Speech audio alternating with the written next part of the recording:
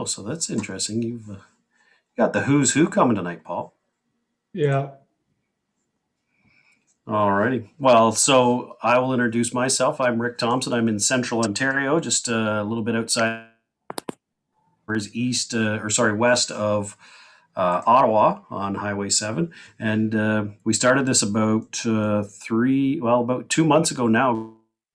Group of us started getting together, and I hooked up again with Paul Charbonneau, who I met last spring on some clinics, and he and I have teamed up, and now we've gone Facebook Live and everything else. So we've just kind of kept growing this, and it's pretty cool for a bad high school football player like myself. And I presently coach high school, and I've just recently joined Warren Goldie's CJFL staff, so that's exciting. But this whole group thing keeps growing, and tonight we're pretty excited to have a couple pro coaches with us. We're going to talk a little bit about offensive line, and Coach Hall's going to talk later on about turnovers and some other defensive questions. We'll kind of open the floor. It is a round table once the guys are done their formal presentation. It's meant for guys to chat and ask questions and be interactive. And anybody watching on YouTube Live, definitely Paul's got the link open there to, if you've got a question, don't hesitate to ask as well. So Paul, I'll turn it over to you to introduce our first guest.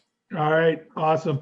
Well, first guy up tonight is Coach Kris Sweet. Had the privilege of working with Sweeter in Montreal. I was the running backs coach, and he was the O-line coach. So we spent a lot of time together. It was a lot of fun. Our families got to hang out together and go get ice cream and gelato and stuff. So we had a great time. Kris just finished saying that he's not a tech guru, so it'll take us a little second here to make sure we got everything up here for the video and stuff. But we'll get going here right now. Coach Sweet, you got the floor. All right. Thanks, Paul. Thanks for having me tonight. And Paul, if you ever put another picture of me wearing a collared shirt, I will lose my size 10 up your ass, all right? Because that's a costume to me. I am not a dress-up guy. And there's no tan either. Like, you're not very dark in the picture, so. It's called I can't even been to the beach in months. It's killing me, okay? But I appreciate it. The guys I just see on here, I know Adam. Great to see you, like always. Richie, I just want to let you know, Richie, you go to pro fights, right, Richie? You always have the main event, and you got the undercard. All right, so if we can tell, Richie is going last, so he's the main event. So I'm just the undercard here as the crowd fills in for the main event. Love you, Richie. Ain't seen you in a while. Miss you, man. Craig, good to see you like always. Marty, we've only met a time or two. I'll take my time right now to congratulate you on the damn Grey Cup. Congratulations on that one. Take care of my two favorites out there, and Patty and Stan. Okay, and you got two good ones there, and proud of both of those guys. But congratulations again on that. Other than that, I'm glad Paul asked me to do this because I spent 10 years in that league, and that league means a lot to me. And anytime we can help, the football in Canada grow, because it's the more you guys do at the high school and the junior level and working on up is only going to help the CFL players down the road, because if you guys can instill a love and a passion and an enjoyable experience for those high school kids, and they go off to the CJEPs, or they go off to the junior programs like you have Adam there with the Colts in Calgary, then it starts to mean something to them more, and the college game will grow even more and more because those kids have more of a love for it. So I appreciate you guys doing this, because I want to see football in Canada grow and get the CFL back to where it was a few years ago before this whole damn thing hit and hurt some things there. But really tonight, all I have is I got some drill stuff. Maybe try to tie in some clips to it. I got film from 3 different teams through my time there. And if anybody's got any questions, just ask me. And again, if maybe next week, Paul's mentioned maybe do pass pro next week. So it might be all run game and so forth. And I'll help any way I can. My phone number, if anybody wants it, 919-714-1498. And again, if anybody ever wants to call, feel free to do that. Paul has my number. I'll give it to you when I get off here again. But so I'm willing to help anybody anytime. I love the game of football. And if I can get back and help somebody, because guys like Dan DeRazio and a bunch of other people along the way have helped me. So if I can help someone else, I definitely want to do that. So, all right, I'm going to go ahead and get going here. The first thing I want to talk about, this is something I think is pretty important. And again, anybody can stop and ask questions here.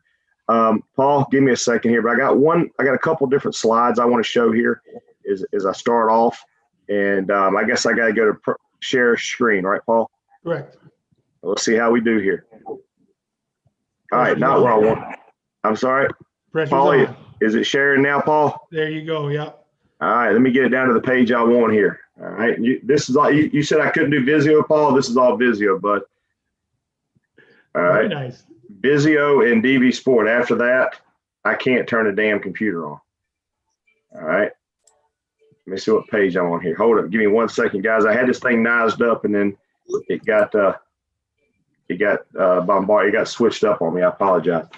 All right. The thing I'm going to talk about here is, and I do stress this a little bit with a lot of this shit came because you, Richie, right there. You recognize some of that stuff, I'm sure. All right. Richie, you don't play fair.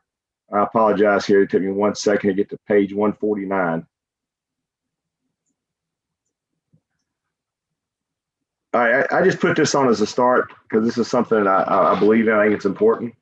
And I try to tell this to the guys all the time. 3 basic thoughts we want to stress from day one is play with effort. All right, it takes, like I tell the guys, my group, and no matter what room I'm in, it takes exactly 0 talent to play with great effort. Anybody can play hard. All right, and the other thing I try to stress a lot, and if Dom Bacard's on here, Dom heard me say this many times in Saskatchewan, is know the defense better than it knows itself. All right, so that's one thing we try to stress to our guys, because that leads us into number 3 is, playing this position, the offensive line, 60% of it, in my opinion, is anticipation. If you can anticipate what's going on, you got a pretty good chance to be successful.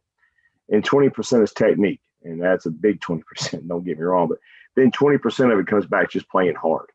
All right, so the harder you play and just knowing who to go to, what to anticipate, I think that really increases your chance for success. But those are 3 things that we try to stress no matter what room I'm in at what level. So here's the next thing we'll get into. I talk about penalties, because penalties kill drives, bad football. And I did a study one year when penalties occur, and I've kind of found that these 3 things happen.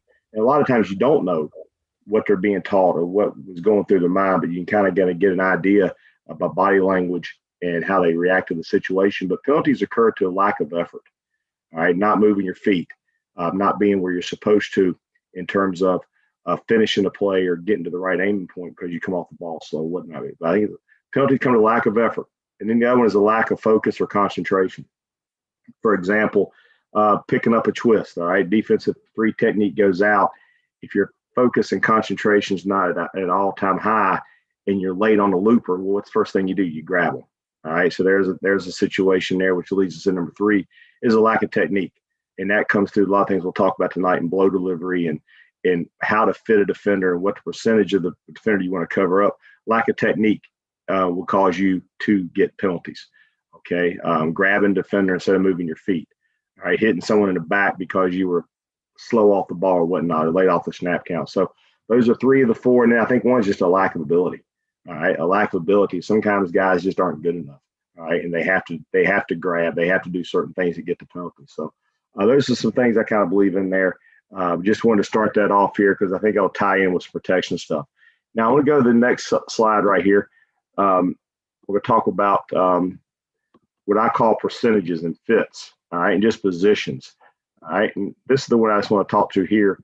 We talk about positions, and I got this from Dan Durazio years ago, is what's our target? All right. So I think on every run play, all right, and I got different targets based on the play. I got different targets in pass pro as well. But what's your target? What is your target? Where are you putting your eyes and where you put your hands? All right. So we try to define that in everything that I do. All right. Is what is our target? And that goes along with your foot pattern, your blow delivery, where your eyes go. One thing I believe in is when you're in your stance, Paul alluded to this, we were in Montreal, is my guys will stare at the target. Okay, they'll stare at the target in their stance, and Paul's like, you're kind of telling them where we're going. So ever since that conversation, I kind of changed. So I'm into the world now where I tell our guys, put your eyes where your hands are going. Well, in order to do that, you got to have a fine focal point. So when we talk about target and positioning, where we want to put our hands, I stress to the lineman, put your eyes where your hands are going. I'll say it again, put your eyes where your hands are going in your stance. Well, after Paul told me that, and it kind of made a little bit of sense to me, I tell them, if whatever your cadence is, I'm just going to go colored number hut. What is it? Blue 88, said hit. Somewhere in the middle of that second, blue 88, snap your eyes to your partner at the last possible second to get your eyes on the target. So that's something I kind of changed over the years based on that conversation. But I believe in having targets. I believe in the target now is going where your hands go. That's going to dictate what your foot pattern may be. All right, so we'll talk about targets and everything as we go through this tonight. All right, the next little thing I want to show here, and then I'll get to some film. I'm just trying to lead up here. If anybody's got any questions, just please let me know. All right, we talk about percentages and fits. All right, and this is really big for me within the zone blocking game where we're trying to take a certain sided defender. All right, and I'll talk about this one. This is probably the one I use the most. I call it a 65-35% fit. So if we're running the inside zone to our right, we want to cover up the front side 35%, front side 65% of the defender. All right, and so we'll get into blocks, especially in space, where we'll start changing wherever the picture changes. Right, the defender moves, but when we normally go in any type of zone block, we tell them we want to block the front side 65% of the defender. So what I mean by that is we want to leave the backside 35% behind us. Okay. Now, if on the snap of the ball or on contact, that linebacker beats us over the top, that remaining 35% of the body that we're not blocking, that's the 35% we'll block, and we take him further and faster than he wants to go. But I'm really big believer in blocking percentages, and especially on linebackers. Anytime linebackers in space and in screens, we want to cover up the play side 65%. We'll leave the backside 35% because we want to get play side leverage. Other fits we'll talk about is 100 fit, where if we're just one-on-one base block, hey, I tell my guys this is 100 fit. We want to cover him all up. We want to give the running back our numbers.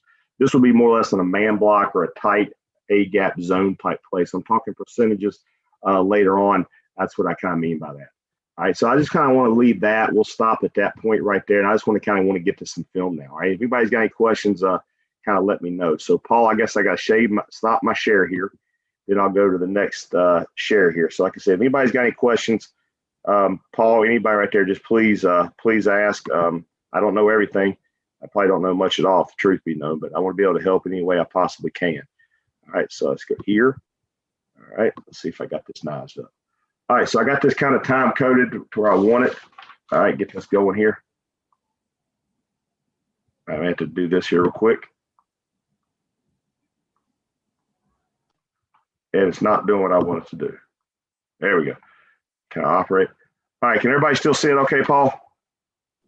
Yep, you're all good. Okay, because you guys kind of disappeared the way I had to share this. I want to go back and forth just to get the time codes, all right? So I'm going to start here on, let's see, 103. All right, now I put this on here, guys. This is, I put this one on, and we're kind of talking just more or less individual, kind of start teaching ideas or concepts right here. So right here, we're just talking right now. We're not looking at the type of a block. I'm not looking at the blow delivery, but I want you to watch Steve Milton, who was a really good player for me in Calgary years ago. I put this on here just to show the point of with every two steps that we take within the delivery and the contact phase, we want to reset our stagger with each step. So if I'm watching Stevie here, it's always his feet are gaining ground 2 to 3, 4, 6 inch steps every time. Okay. And another thing I want to talk about here is once he's into the fit, all right, you'll notice every time he lands, he's got his whole foot in the ground. All right. I like to see that right knee inside of his instep. All right. But the one thing you'll notice about Stevie here is feet are outside of his shoulders. All right. So we always want to stress within the contact phase, get your feet are wider than your shoulders and keep sinking your hips. And you'll notice right there in the middle of the block, Stevie just keeps dropping his hips with every step. He's straining through every step and he's resetting the stagger every time. So right there's a stagger. He's back again, back to another stagger, back to another stagger, back to another stagger, resetting the center of gravity and his pad level with each and every play. All right. The other thing we like to talk about, and I don't have a pointer and I can't draw, is if we could see where Stevie's shorts and his black shirt kind of meet, we'll call that his belt, where his belt line is. All right. And when you're good offensive players, and I try to stress this with the bunch that I have now, and it's not doing a good enough job, I don't guess. But you'll notice here, Steve's belt level never changes. So he never raises. All right. His belt level kind of never raises. So we tell the guys, finish the way you start. All right. So he's down in that crouch position. His belt's at a certain level. And I want to see that belt finish at the same level. All right. I want to see that belt finish at the same level. All right, so any questions about that clip? I'm just kind of giving just basic general ideas here. So let me fast forward another minute here. All right, now here we go. This is just basic foot pattern right here. We call this brace attack. All right, and what I mean by that is this. We're going to open up our outside foot. So I feel like I'm talking to my players here, saying all eyes. If we're watching the gentleman on the right, and Marty, I use that term very loosely with Stan. That's Stan probably 30 pounds lighter.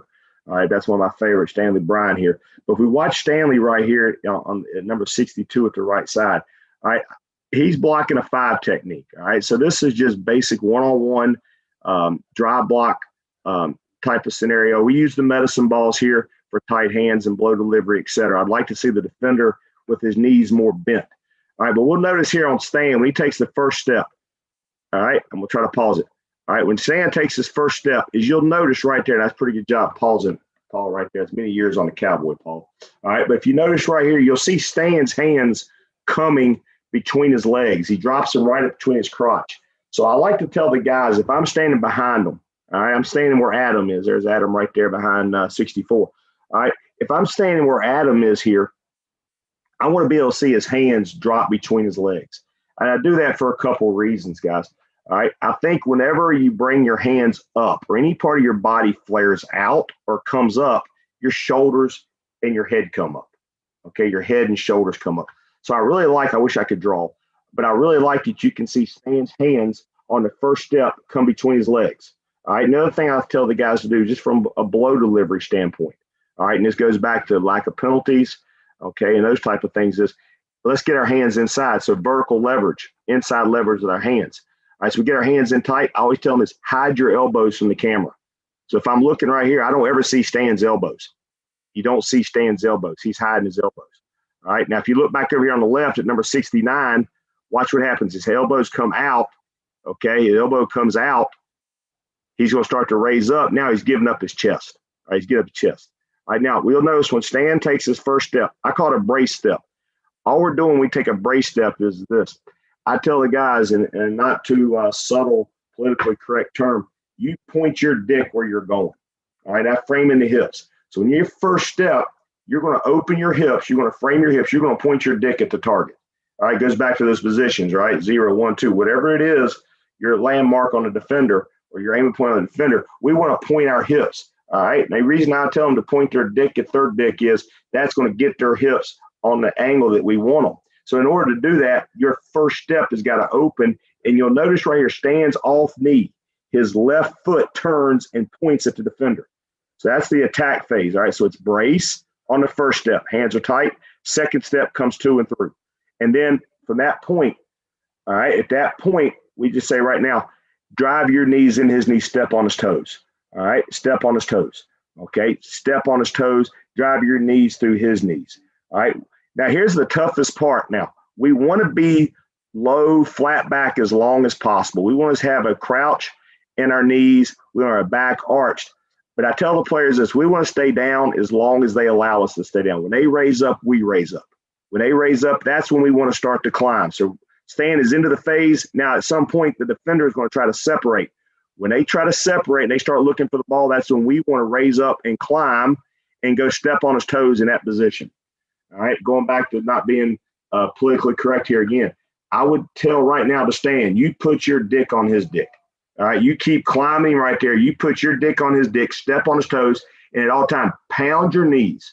You drive your knees through the defender. Okay, drive your knees through the defender.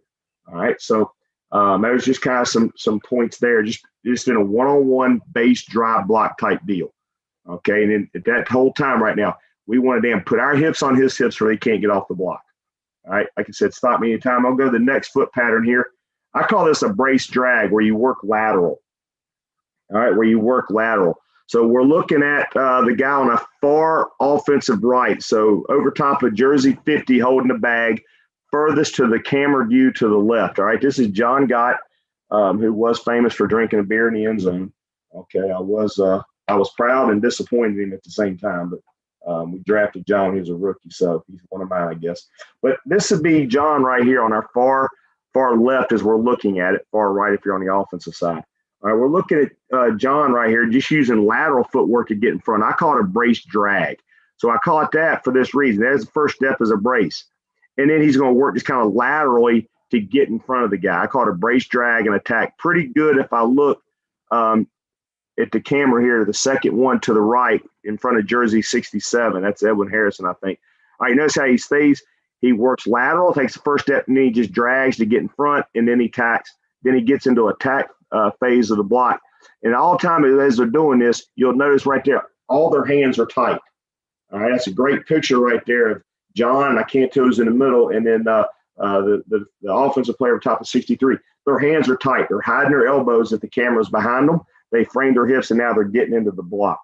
All right, now I will say this: whenever you use this foot pattern, you are going to raise up slightly. You are going to raise up slightly. So another term I use here whenever we go brace drag. All right, and I got this from John Scrollo. Talked about an alligator dragging his tail. All right, so I use that term. All right, when you guys brace drag your tail, get your ass low to the ground, keep it low. All right, just drag your tail, get back in front. All right, so you'll notice right here now we got the damn hands are nice and tight. All right, here's another clip of doing the same foot pattern. Now I put this one on here, or I highlighted this one as one that I wanted to show was you'll notice Stan right here. Even I don't know who that is to the far left, but I like to be able to use lines as much as possible. All right, so if you use lines, you'll see later on in Montreal if I get that far. Okay, I use lines to be able to gauge how far their steps go. So this is a great look right here by old Stan. All right, initially he's nice and low. All right, he's good there. Great drag, brace step. Then he's going to work lateral to get in front, and then it just turns into a drive progression, or excuse me, a drive phase. Now I don't like Stan's hands here punching out. I want to punch up and under. All right, this bag right here, if you guys can tell, has got a little bar on the bottom of it. All right, and I will. I had Gio, our equipment manager in Calgary, kind of we made this pad for this reason. We want to punch that under bar, as you can barely see, and Stan's hands are way too high, and he's punching the pass pro cushions of the bag there. Okay, but we want to punch up and under, not with our hands that high yet. All right, but you'll notice once Stan gets in the block, you'll notice his eyes go down. All right, we want to have our head out of the block. So if I look at the defender or the offensive blocker to Stan's left, our right, he's getting his head out of the block. All right, so ideally, I would like to see Stan have the same knee bend, belt levels, finish the way he started, but have his eyes up as he gets up and under the defender. All right, so like I said, I call this brace drag and attack right there. The one thing I like about Stan right here is there's no wasted motion. There's no winding up. I want the upper body and the lower body to work independently from one another. All right. Any questions? Paul, can you still hear me okay, Paul? Yep, you're all good. Okay, I just hadn't heard anything for a while. I can't see anything, so I'm just making sure we're good to go. All right. Hey, Coach Sweet, it's Marty. I got a question for you. Yes, sir. Hey, when you're doing your real brace, quick, Marty, real quick, don't call me Coach Sweet. All right, just call me Kris or Sweeter. Okay. All right. Yeah, I'll try, but I make no promises. I might call you sir in a minute. So if you do that, I may hang up on you. But no, you're good, bud. Yes, sir. When you're talking about a brace drag, what kind of timing are you talking about as far as how lateral are they going and when they're going vertical? Is it obviously I know the width of the defender may have an effect on it, but is it 3 steps, 4 steps, 2 steps? You know, what are you telling the guys as far as when to get vertical? I think it's an odd step count, Marty, meaning if I'm going to my left, it'll be left, right, and then you brace off your left, and your 4th step would now get vertical. So it's either 3, 5, 7, or 9, whatever it may be, Coach. Does that make sense? Yep. Thank you. It's all based on width, and it is like an uncovered technique, like an uncovered on the zones. Like just say you got Cowboy Redskin, Marty, and you're working that 2-man combination between the guard and tackle. You're afraid the rush, the cue may come inside and the mic over the top, whatever. That type of thing. So it's just all depending on the width and where you find it. And I think I got a drill on here later on, Coach, where we go like 5, 6, 7 yards doing it just so we practice staying down. And then the step count can be more than 3, can be more than 5. So hopefully I'll get to that. Yeah, thanks. Yes, sir. All right, so this is one of my other favorites right here. This is Spencer Wilson is a young guy right here, right? This is Spencer right there. I like to see him stay lower here. This is when Spence was really, really young here. Okay, so All right, here might be the drill right here, Coach. Now this isn't the one I wanted. All right, let me go to 5. Now this it got to give you a point here, Marty, to tell you how many steps. I just kind of made up a drill right here. We're facing Chris Jones in training camp, Marty, and they were all over the place. You know, kind of like Richie will do at times, where you got to pick up all the different moves. We just kind of do this, kind of slow it down. They just sort it all out, just pick it up as we go, et cetera. But this is just kind of teaching the same foot patterns and passing it off. But that's just kind of another drill there. All right, let me go to the next one here. I'll have the same drill, 5:30 something maybe. All right, here we go. All right, so here we just kind of put them off a little bit to a distance here. All right, this is kind of neat right here, but I'm watching the guy holding the ball. All right, and I think this is imperative, guys, is important. All right, whenever you got your guys holding a bag or a ball, all right, we don't ever want them right. J. Mike as stiff as a wedding dick there. Bend your knees and get lower. All right, so make the guy on defense play lower. Or excuse me, the guy on offense play lower. But pretty good job right here. This young man, he gets nice and he stays down. His belt level doesn't raise up, but he's just dragging. And once you get close enough to where you can brace attack and get to his outside half, all right, once we can get to that play side, 65%, then we open our hips up again and we just turn it to the drive phase. I'd like to see his hands. You'll notice right there, we can barely see his fingertips. So he's dragging his hands. He's dragging his tail. He's got his hands low. I'd like to see the hands stay between the crotch at all times. So he's dragging the tail, and then we just get into the drive phase. So that's a pretty good rep by a rookie right there. That's a pretty good rep. Okay, so that's kind of something we do right there, Marty, just to work the timing of it. Okay. Other notes I have here, guys, when I'm teaching this, all right, I'll talk about our feet working equal and opposite. If one foot moves 2 inches, the other foot moves 2 inches. If the one foot moves 6 inches, the other foot moves 6 inches. And then we just want to hide our elbows, et cetera. All right, and then I like the blow delivery wants to come low to high. All right, low to high. All right, now I like this drill, guys. I'm just reading my notes here. I like it because we're teaching the foot patterns. We're teaching hands and the transition into the drive. All right. Now, the other thing I put on my notes here to talk about is I define leverage, guys, 3 ways. All right, and I think if we can win, all right, every drill that we try to do, I want to be able to stress 3 forms of leverage. And if we can win 2 of the 3, we got us a good fighting chance for success. Those three forms of leverage is I want my helmet under his helmet. Okay, I want my helmet under his chin. All right, that's going to give us vertical leverage. That means my pad level is going to be lower than his. Sometimes when you have a 6'4" offensive lineman against a 5'11" squat body defensive lineman, it's going to be hard to get up under that defender in terms of my helmet under his chin. But that's one form of leverage. All right, the other one is getting my hands inside of his hands. And that's why I really like these small little blue balls we got going on right here, okay, is we're developing tight hands. So my helmet under his helmet, my hands under his hands, and my hands inside of his hands. Those are the 3 forms of leverage. If we can win 2 of those 3, again, my helmet under his chin, my hands inside of his hands, and my hands under his hands. If I can win 2 of those 3 forms of leverage, we got a chance. All right, so right now, if I'm looking at it, yeah, he's holding the ball, so he's not really had any block protection going on here. But if I just look at that picture right there, there's a definition, my helmet under his chin. And if I'm looking, my hands are inside of his hands and under his hands. So that's a pretty good look at the leverage point right there. Okay, so just to kind of teaching the leverage part of things, there's another couple of reps here. This is a young man here from, I want to say, from BYU.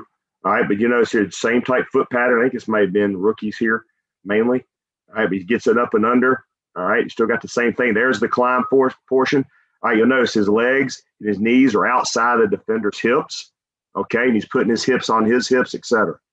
Okay, so et cetera right there. All right, so let me go to the next drill. All right, anybody got any questions as I go to the next one? Okay. All right, I just put this one in. I don't know what the rules are. The ball was itself, Sweeter. I'm sorry? The ball, is it a med ball or one of those rubber weighted med balls? What was that? That was one of those that year. I think we had these, they are form medicine balls, but it's one of those smaller rubber balls, Paul. Okay, perfect. Thank you. Okay. I just put this one on. I don't know what y'all's rules are on cutting. All right, but I love this cut drill. All right, because I use this analogy. If we can put a defender on the ground, his value to the defense is 0. Okay. If we can get them on the ground, their value to the defense is 0. But I just kind of like this drill, all right, because now we're not cutting our defenders, all right, we're not cutting our own teammates, and it teaches our guys to play fast. And you'll see we kind of the drill set up here, all right. And the other thing I've added since doing this cut drill, if you are allowed to cut, is I'd have another player on the back side of the pad holding this damn thing so it doesn't slide. All right, but I just kind of like the drill here, all right, because he's representing the cut. All right, when we talk about cutting a defender, all right, we talk about cutting a defender. I tell the players to get deep in the cut. All right, we always talk about fits. All right, what is the fit on a double team? What's the fit on a zone play? I think there is a fit in the cut block. All right, a fit in the cut block to me is I want to get my rib cage. So Stevie right now he wants to get his rib cage all the way to the far thigh board of the defender. That's getting in deep. So the perfect cut fit to me is I want to get in Stevie's situation here. I want to get my left rib cage to the defender's far thigh pad. And when he cuts, I tell him it's like you're diving off a diving board. As you dive off the diving board, I tell the guys, look at your thumbnails. As you look at your thumbnails, your eyes come up. As you'll notice Steve's helmet right there, his eyes come up. So look at your thumbnails as you dive. All right, look at your fingernails as you dive, because if your hands go down, your eyes go down, they'll come over the cut. All right, so we tell him right there, just go right through his thigh board. It's almost like a waterfall. You're coming out the backside. You're coming out the backside. All right, you see his eyes are down right there. His butt starts to go down. All right, his butt starts to go down. But I just kind of like these cut drills. All right, because I do think it does help slow the defense down, et cetera, right there. It gets them to worry about their legs, which anything we can do is better. All right, not a bad cut there. But I just threw that on there, guys. If you can cut, I don't know the rules. Different places is different. All right, now we're just getting to some other drills here. I call this fit, drive, and climb. All right, so we're getting into our fit here, all right? So we're talking about just the perfect fit. I want to see right here, as you'll notice, I think this is Stan over here on 61. When we fit them up right there, I tell them I want their eyes to be looking into the eyes of their partner. And you'll notice here, you'll see Stan's elbows a little bit out. I want to see that forearm resting on the numbers or the chest of 61. That means we're going to be able to get in there nice and tight. All right, so we want our feet wider than our shoulders. Okay, we want our knees out. We really want to squeeze down. All right, you want to have your hands, all right, right up under the bottom of the shoulder pad. So if you can picture this, the defender's got shoulder pads, okay? We want to get our hands to the bottom portion of that shoulder pad, and we want to choke him with his pads. As we lift and climb, I want to drive his shoulder pads up through his throat, all right, up through his throat. As we climb and we lift the shoulder pads up, go choking, and at the same time, everything else we've already mentioned before is going to carry over, driving our knees, all right, stepping on his toes. We want to lift him up and pick him up, knock him out of his shoes right here. And we just want to accelerate our feet through. So go choke him with the pads, and just go step on his toes. You'll notice at all times right here, all right, we've entangled them with our feet. All right, when I say entanglement, I want our feet wider than his feet. That kind of entangles the defender. All right, that kind of entangles them into the defender. Then we do this drill. We do it 3 times in a row.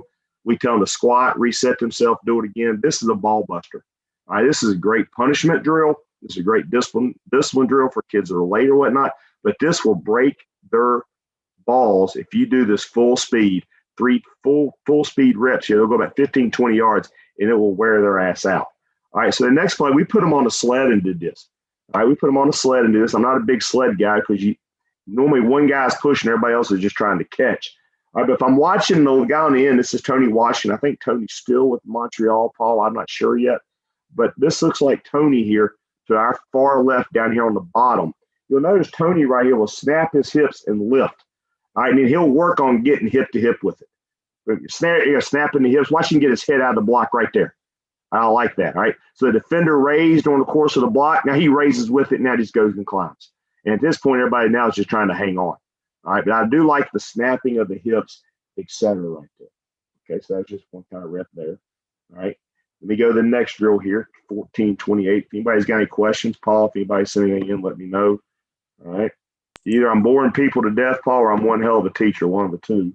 Hey, Everyone's Kris. taking notes, sweeter. Everybody's taking notes. Yes, sir. Kris, it's Rick here. So when you just called that last drill, fit, drive, and climb, are you Are you calling that with your players as well? Like when you say, okay, guys, into fit, drive, and climb, they know that? Have you already named that with them? Yes, sir. Okay. Yes, sir. The good part about these these guys here, they're great guys. When I'm with these rascals for a couple of years, when you say the drill, they know right to it. And I've only been with the guys I'm with now 30, 40 practices based on the screwed up pandemic thing.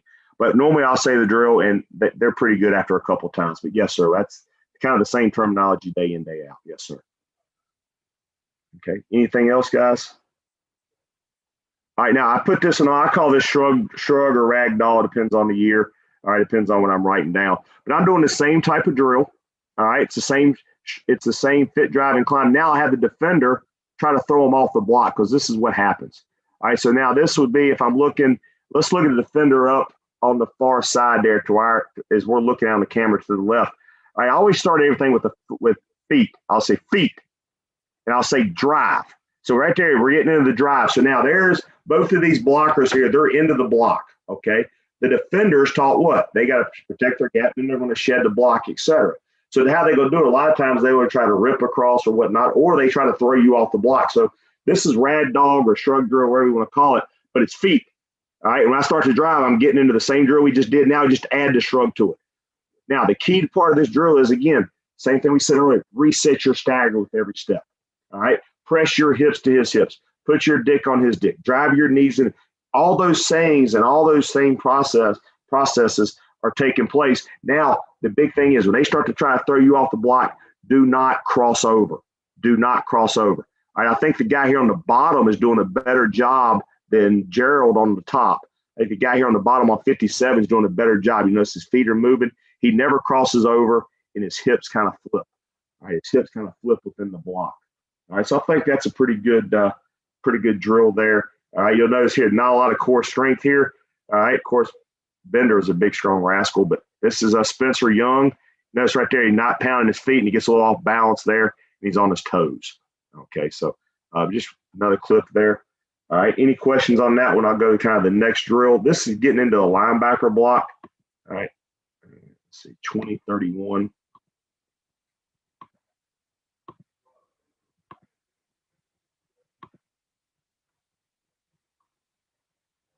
All right, give me 1 second here.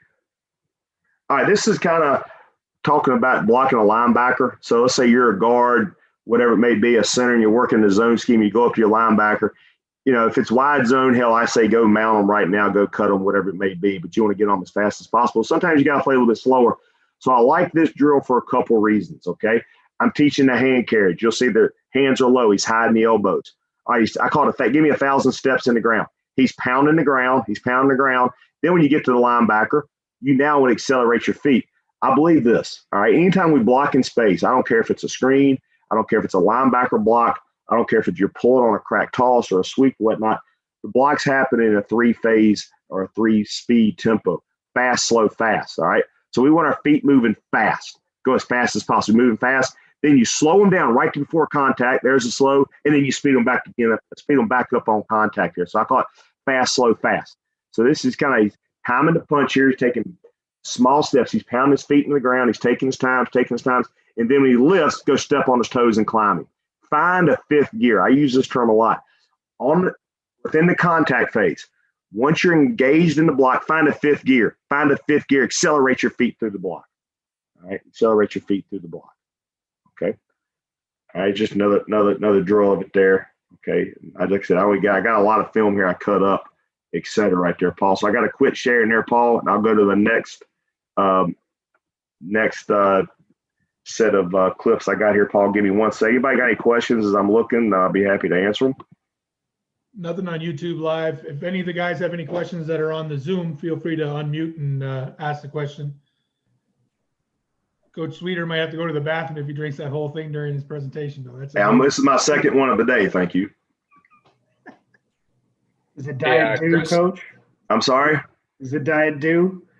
Nah, this 7-Eleven didn't have it, all right? I went to a different. I'm mad at the one I normally go to. They ran out of carbon in both Diet Pepsi and Mountain Dew. I was pissed. So I went to a different one tonight. Yeah, Kris, can I ask you, we had the same terminology in terms of brace, drag, attack, and if we were working like a 3 or 5 step against a wider technique, Yes, sir. One of the things that I found would happen sometimes if we had a wide target and on the snap he was on an opposite or something came inside hard, and we'd kind of get caught in our drag step, and it was tough to transition into the drive phase because it just kind of happened while we're still working laterally. Just wondering if you did anything in particular to help kind of get the guys more ready to get vertical earlier than they were ready to. We do. Actually, I don't think I have it written down, Coach, as a note to clip, but I can find it for you. I'm getting ready to go to some Saskatchewan film, and we did brace drag versus slants. Yeah. Okay. That's all we kind of did there. We just drilled that portion of it. The big thing is when you start going lateral like that, you kind of know that the physicality is out. We're not going to knock their ass. We're just trying to cover their ass up. All right, we're just trying to cover their ass. So if they do slant, big thing is they slant, just put them on your backside pad, leave them there. So yeah, I'm willing to give up the physicality and knock back. And head coaches and coordinators don't want to hear it, but get over it. I mean, fuck, we can come off the ball as hard as we want. We're going to miss them. Yeah. So you got to give a little bit, take a little bit. But yes, sir. I have some clips on that. If I can't find it, Coach, you got my number. I'll call it. We can jump on one of these, and I'll do whatever needs to be done. Okay. Thanks. All right. Let me see. Anybody else have anything as I'm trying to find this one? Yeah, I got to do this one. Along that slant that Coach Kris just asked about, I try to get them as they're dragging to go high knee. As they're trying to slant, try to salvage it with a high inside knee. When you turn into and then transition to a shoulder. Yeah, once you transition, I think your inside knee will automatically come up. God, I think that's my opinion of it. I don't know. We'll see. All right, anything else there, guys, that I can possibly help you? Richie, are you bored yet, Richie? Interesting. Well, let me tell you guys, if you guys never worked with Richie Hall is the biggest shit disturber there ever is. Richie Hall would walk into someone's office. He would start an argument. All of a sudden, everybody else would join in. All right. Now, my office is right across the hall from Mike Walker. He's got Mike Walker, Alex Smith, Baron Miles. They're in there arguing. And what's Richie do? Richie sneaks away. Richie's in his office dying laughing. He's the biggest shit disturber I've ever seen. But that makes Richie who he is. But all right, I'm going to go ahead and pull up. This is some I can't run this one. I got to run this one. I got to run this one by hand. I couldn't get it to pull up. All right, Paul, let me know when this one comes up, Paul. Sounds good. Is it up yet? No, not yet. All right. Give me 1 second here. Some high-tech shit going on in here now. All right. Give me 1 second as I apologize. I'm struggling here.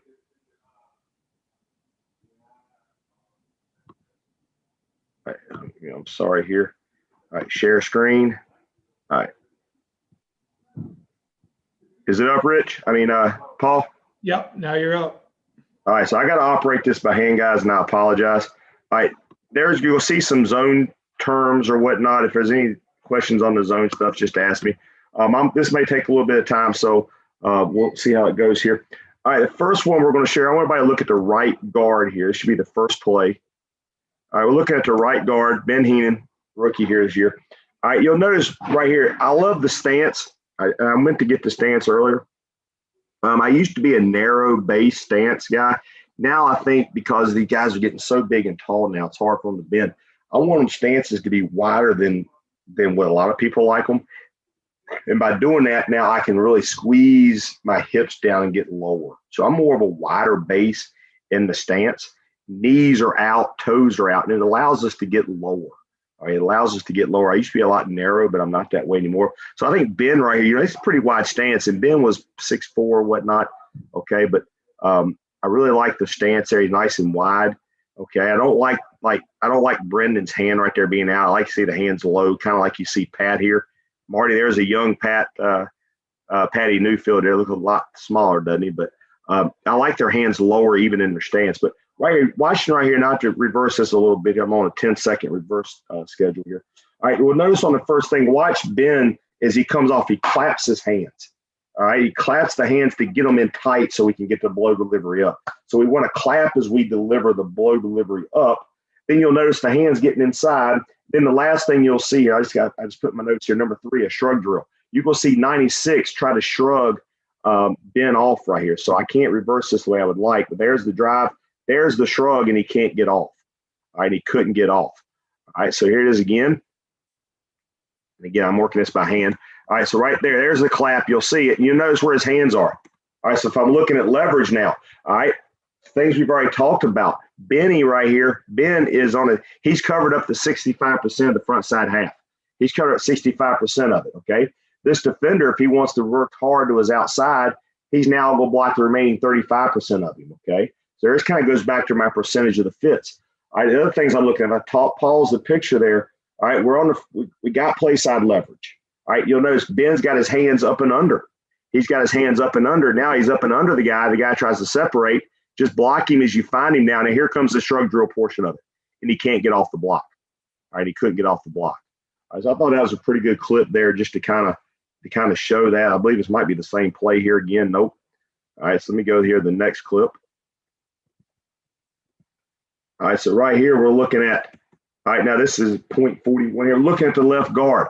I like this term. All right, I think if we can get your hands inside the defender, you can control them. Sometimes inside of the defender is getting, let's say, your inside hand to the defender's inside armpit. I call it armpit control. If I can get my hand up under the shoulder pads and lifting through his throat, that's great. But my next biggest the next biggest goal and objective I have, if I can get into the armpit, I can now control and maneuver him the way I want him. So if I'm looking at the left guard, we got a couple things I put in my notes here. All right, we got armpit control and a climb. And then you're going to notice this is Brennan Labatt. We'll notice big blue here getting dick to dick with the defender. All right, so all eyes on the left guard. You notice he's got his hands into the armpit. There, you see right now. See, he got his hands inside. The guy couldn't get off the block. All right, so again, taking a look here, left guard, we'll show it again. He gets that inside hand to the armpit. He just kind of pulls him out of the hole. There's kind of a shrug drill portion of the play. All right, kind of a shrug drill portion of the play. All right, so let me go to 231 here. Okay, we'll see a great Richie Hall in some of these pictures here soon. All right. All right, so looking at 231 should be the next play. All right, so right now what I got here written down.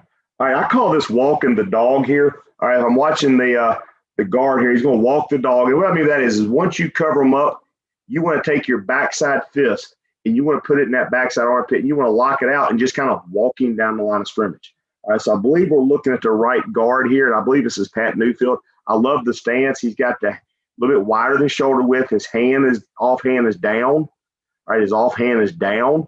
He's really squatting and squeezing the stance. You'll notice here, the right tackle, his eyes are on the target. His eyes are on the target. So we're watching the right guard, and I call this just walking a dog. He takes him and just starts walking him on out. Now you'll notice here at the end of the play, he takes that arm and locks it out. So as I use the term walking dog, just to call it something, I guess. But as he starts to walk the dog, he'll take his right hand here, and he gets it into the defender's armpit, and he locks it out. He wants to lock that arm out completely, and he wants to press the same hip out and walk into the defender. So if I'm watching Pat right, he got into the armpit. Now, right there, he locks it out, and he wants to press this hip right here. Just press the hip and just walk him on out of the hole. All right, so I call that walking the dog, and we'll drill that we'll just kind of fit the defender up on the outside half, and I'll say drive. And at some point within a quick 1,001, 1,002, the defender will cross the guy's face. Then you just take your backside fist, lock it out, and lock out the hip. All right, so the next one I'm looking at is 53. So we're probably the play after this, or it might be this one. All right, should be the next play here. All right, 253.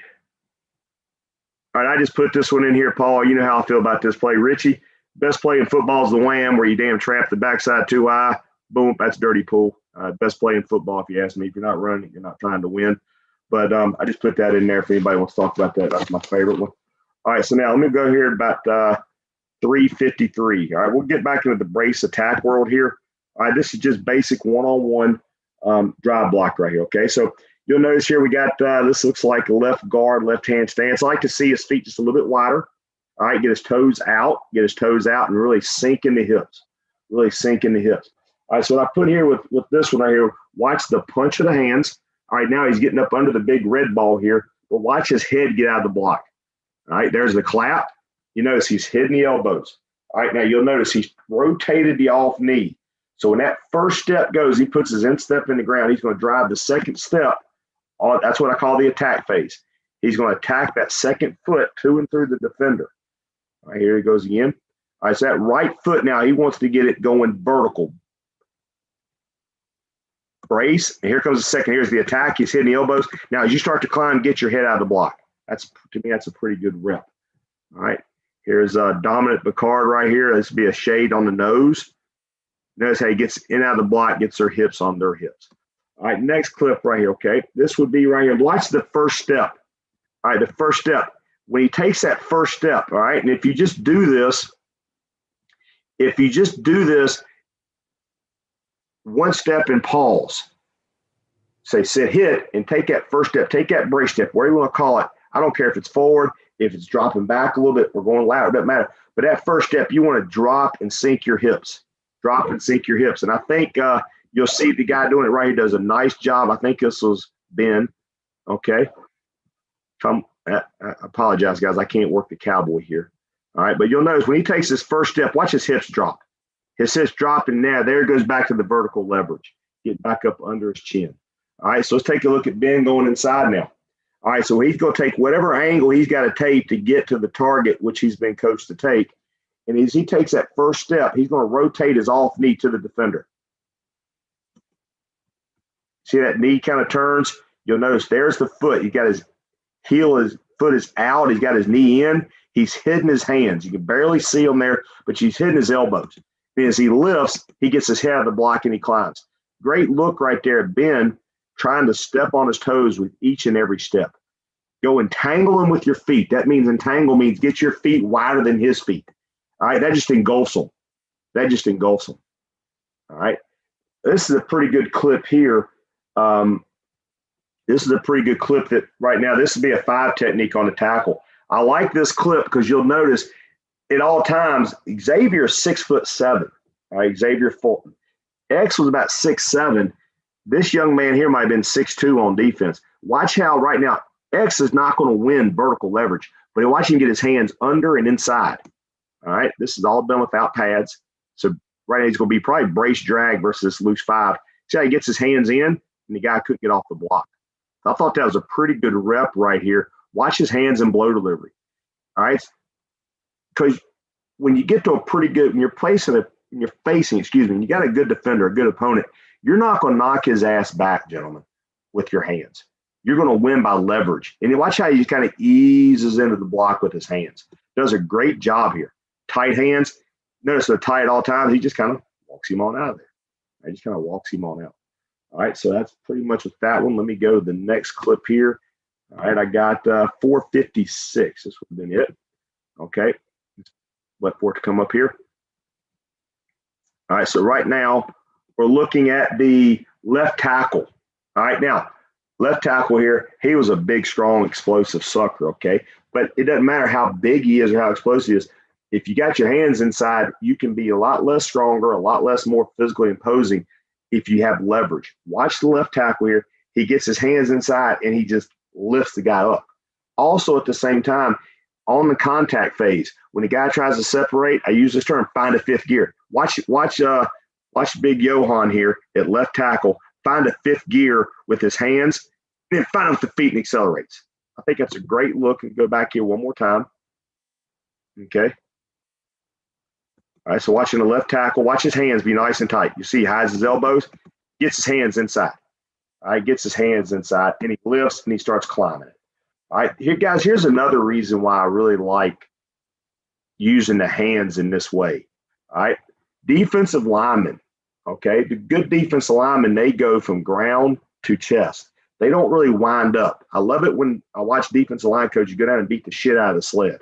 They're hitting the sled, they're hitting the sled, they're hitting the sled. That's not what happens in the game. Good defensive linemen, they go from ground right to the chest. Well, I think as offensive linemen, we should do the same. There should be no wasted movement, be no wasted wind up, okay? Because first touch, whoever get their hands inside is going to win. So if you notice right here, watch these defense, they stick their hands out. That's their block protection. So we want to get our hands up in and on as fast as possible. I thought that's a pretty good rep there. Okay, so let's go to the next one here. I'll just kind of let it run. All right, mosquitoes were probably really bad that day, Richie, in training camp. I do remember that about being there, Richie. All right.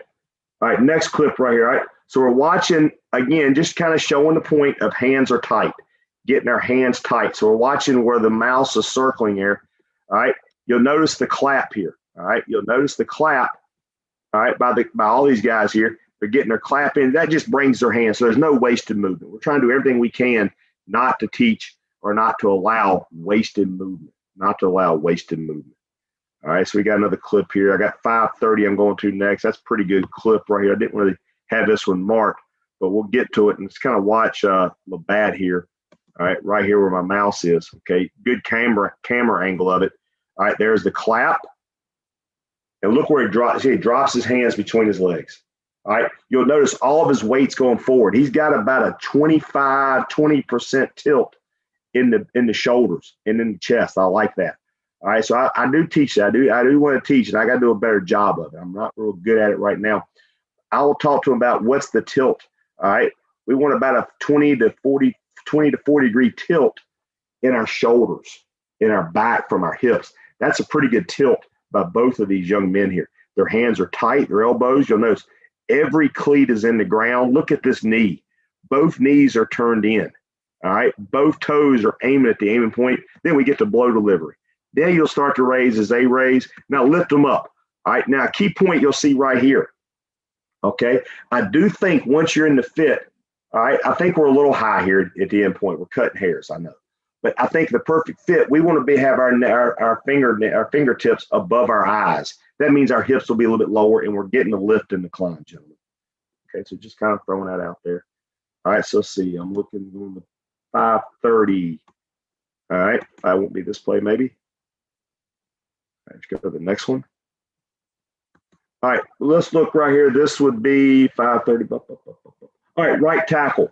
All right, right tackle does a great job. We just talked about the low hands, right? I wanted to show the clips and then show the live game part of it here. That's why I time coded the way I did, gentlemen. But watching the right tackle get his hands in, he wants to lift. And then next thing, again, finding that fifth gear. All right, and then we'll get to a trap, just to coach you on the trap. So watching the right tackle, notice his hands are tight. He gets them in. There's the fifth gear. There's the fifth gear. All right, there's the fifth gear I talk about. Speed your feet up on contact. All right, use the term, be a hemorrhoid in his ass. All right, so we're going to watch that right tackle one more time, and then I want to talk about a trap here just for to get that point out. All right, hands are tight. Just go step on his toes now and lift. All right, now let's look at the guy trapping here. All right, so I believe this would be our left tackle. All right, whenever you trap, guys, the simplest way to think of it, and I use this term all the time, if I'm going to my right, I hit with my right shoulder, that is. If I'm going to my left, I want to hit with my left shoulder. That's what will get my head inside. So all eyes right now, please. I feel like I'm talking to my players. I apologize. All right, we're looking at the left tackle. All right, we're looking at the left tackle. He's going to be pulling through the linebacker now, really attacks the line of scrimmage. So it's just like trapping the defensive end. He's going to his right, and he hits with his right shoulder. That's what I mean by going to right, I hit with my right. So I kind of stressed out on all traps. All right, I'm going to my right, I hit with my right. All right, everybody good there? All right, let's go ahead and fast forward about 30 seconds. All right, just showing some different deals here. All right, so now we're looking at the same concept right there of not flying around, flying your hat. Excuse me, I'm sorry, I'm getting tongue-tied here. I apologize. This is what we're talking about here is when your hands go up, the rest of your body comes up. So I try to coach not to allow your arms to come out of your stance coming up. I want to drop them down now to keep my belt level the same and also keep my damn shoulders down. So if you'll notice here, he's going brace drag here, I believe. Notice everything is down. Everything is down. I don't want to see that flailing up. All right. Don't want the elbows to fly up or out. Your shoulders and hip will rise. All right. So just some clips there about that. All right, Coach. Here you go, Coach. It happened. Just fall right into it here. All right. We're talking about dragging versus the inside movement. That's kind of how we practice it, Coach. Okay. Does that answer your question there, Coach, a little bit?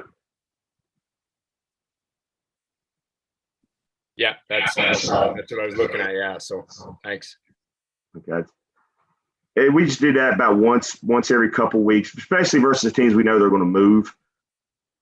etc. right there. So I'm glad that kind of fell into place for me there. All right, so let's go to the next clip right here. All right, I got 7:05, so perfect timing. All right, so right now we're looking at the left guard.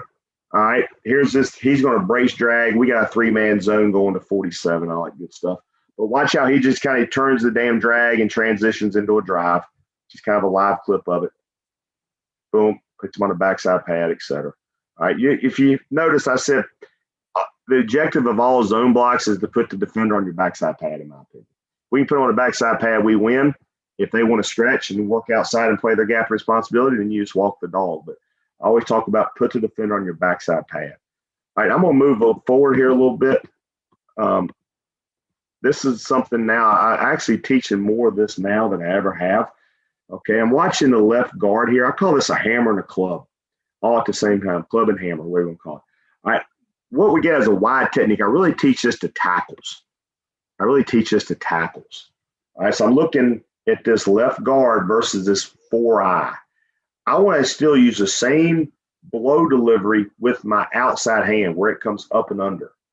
But I want to take the inside hand and just club his ass out. He's already blocked. We use this term, guys. If he's outside of the point of attack, he's blocked by alignment.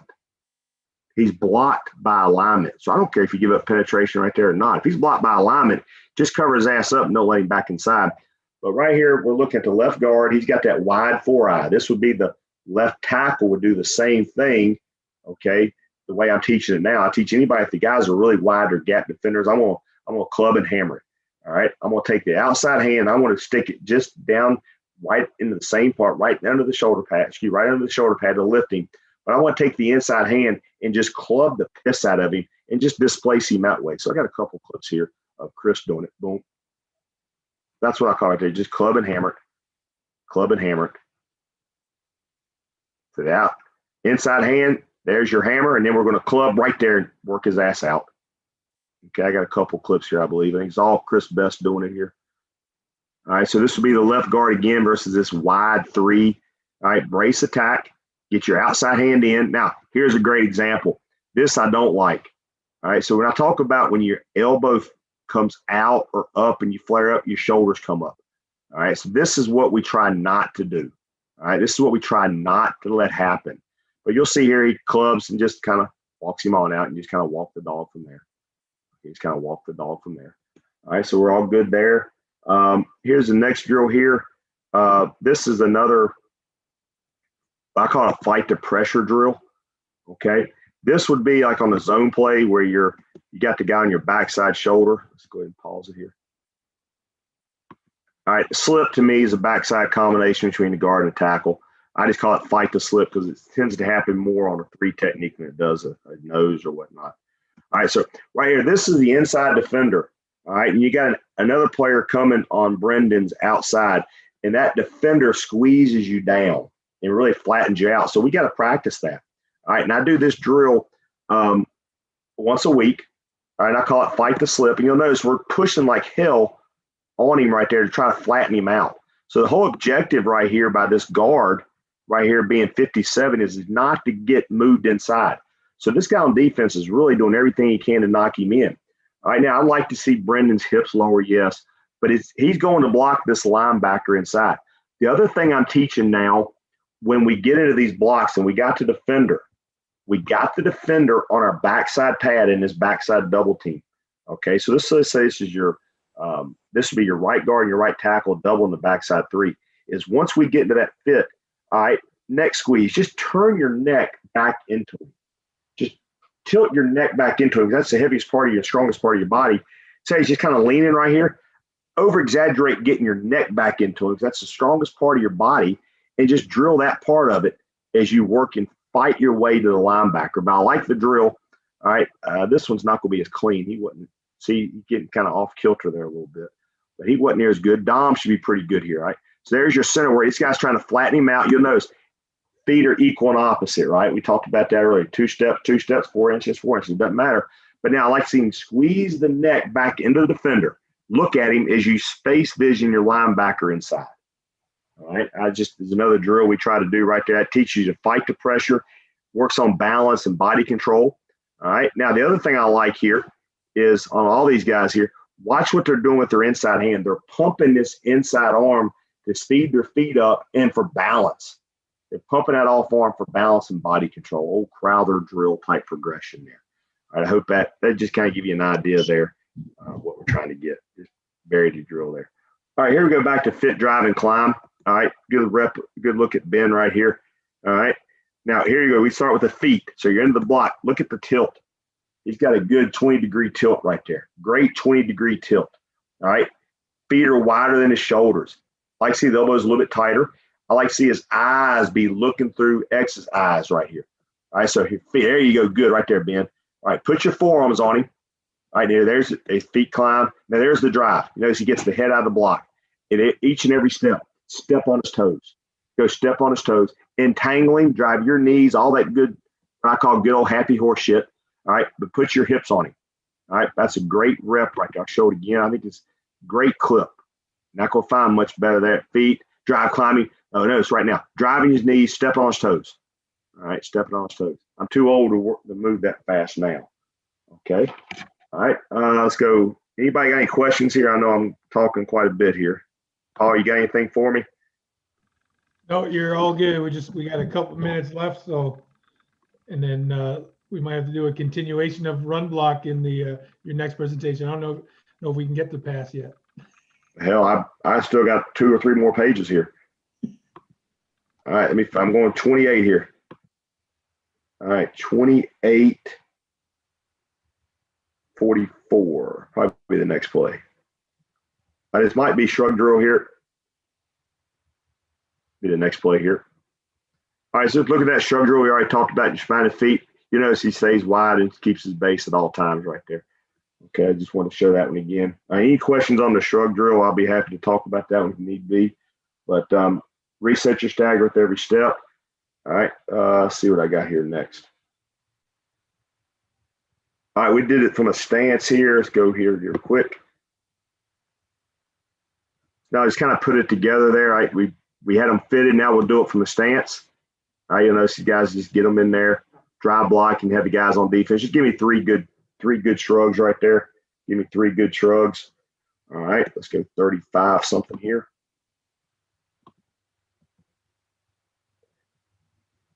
Should be coming up here pretty soon.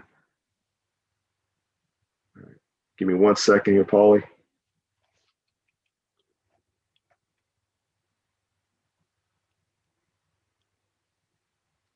I put this one on right here.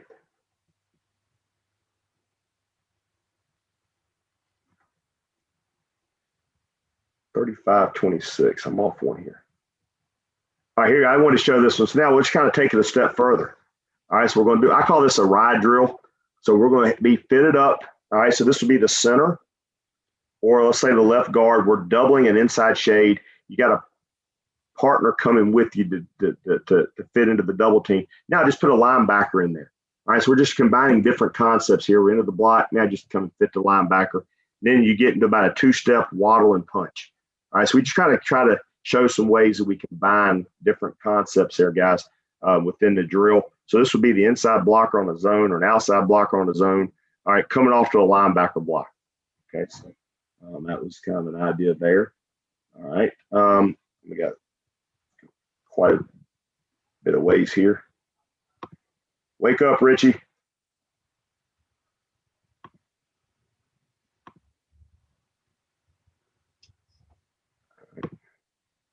All right, here we go. This is when we get back to talking about the armpit control. We get into that armpit. All right, I like this drill. All right, one, because you're not really beating them up. Okay, you're not physically taking a lot of toll on them. All right, but we kind of get them in a one-handed fit. And you'll notice he's got his inside shoulder down and he's got his elbow down. He's got up under the armpit. And I'll just give him a command, all right, either feet or just say drive. And then we want to take a couple steps and take your inside hand and just try to push the guy outside. All right, John Scrollo terms, this is what we call a tear. We want to tear him out of the hole. All right, so then you get into the walk of the dog phase. So you get him out of the hole and then accelerate your feet and kind of move him from there. So I think this is a pretty good drill here. All right, just to get these guys, get a strong inside hand, tear them out of the hole, find a 5th gear with your feet, and then lock the hip and the arm out and strain through and lock him out right there. All right, so just kind of some clips here. Blue doing it. All right. You notice how they come out of their hips there and they roll out of it. Okay, so just another drill right there, guys, of the contact phase, getting the guy to displace. All right, let's go 103. Paul, let me know if you need anything, Paul. You're all good. All right, I put this one on here, guys. Just right.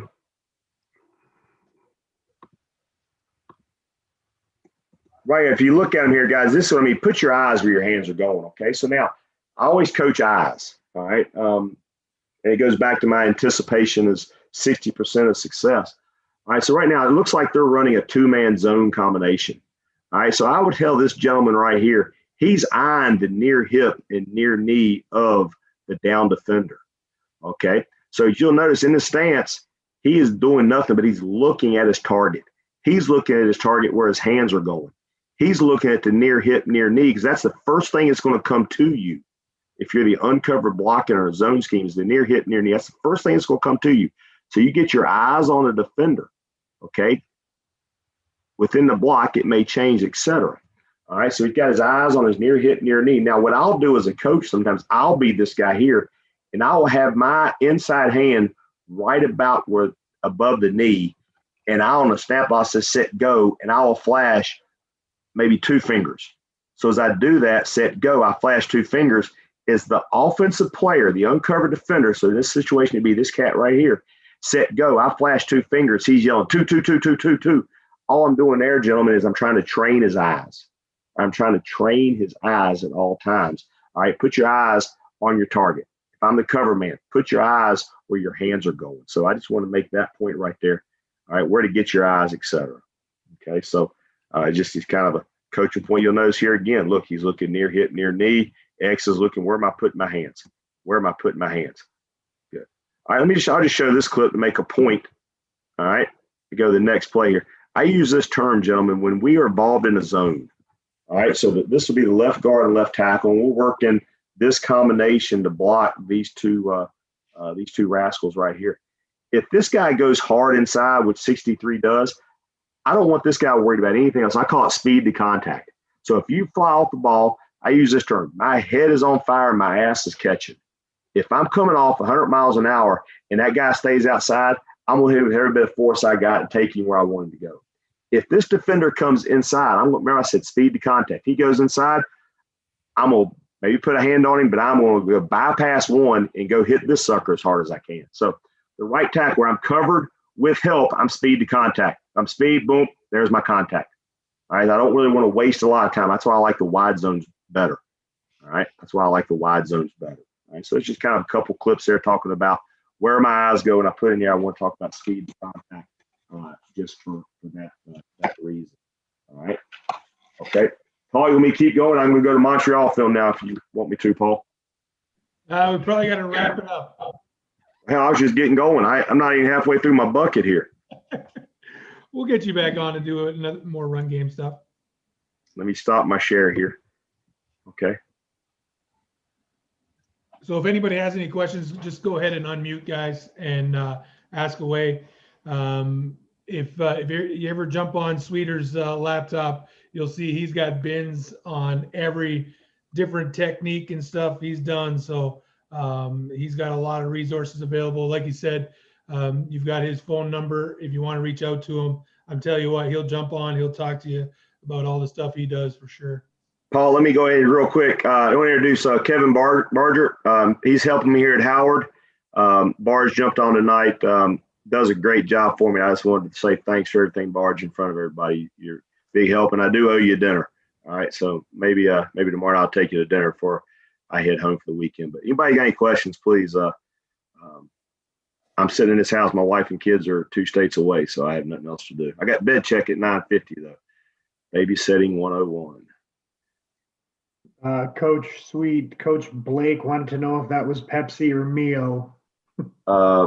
Anybody that knows me knows I don't cheat on my wife. I don't do drugs. I don't smoke. I don't drink. I just addicted to caffeine. So it's Diet Coke tonight.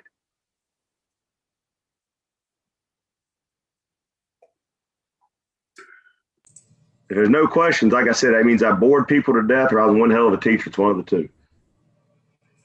We've had that theme going all the time, Kris, and we all find that everybody gets pretty quiet. I think you gave us a lot of great information, and definitely, as Paul said, we'll have you back. And as I know sometimes it takes with this being on YouTube, some of the guys will go back and watch some of it, and I know definitely you'll probably have a few of our guys on here. If you can put your phone number in the chat, that would be handy for us.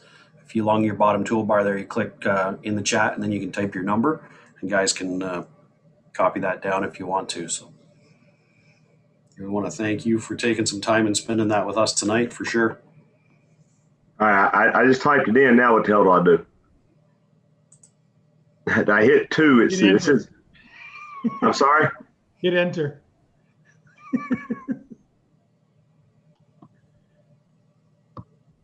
How did it come up? Not yet. God damn it. Excuse my language. I apologize. I'm trying to quit cussing, Richie. I really am.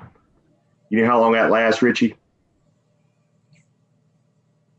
Say it again, Rich. Coach, you're muted. 5 seconds.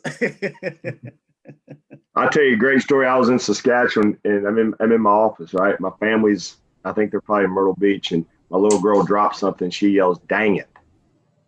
All right. And my wife calls me, and she's raising hell.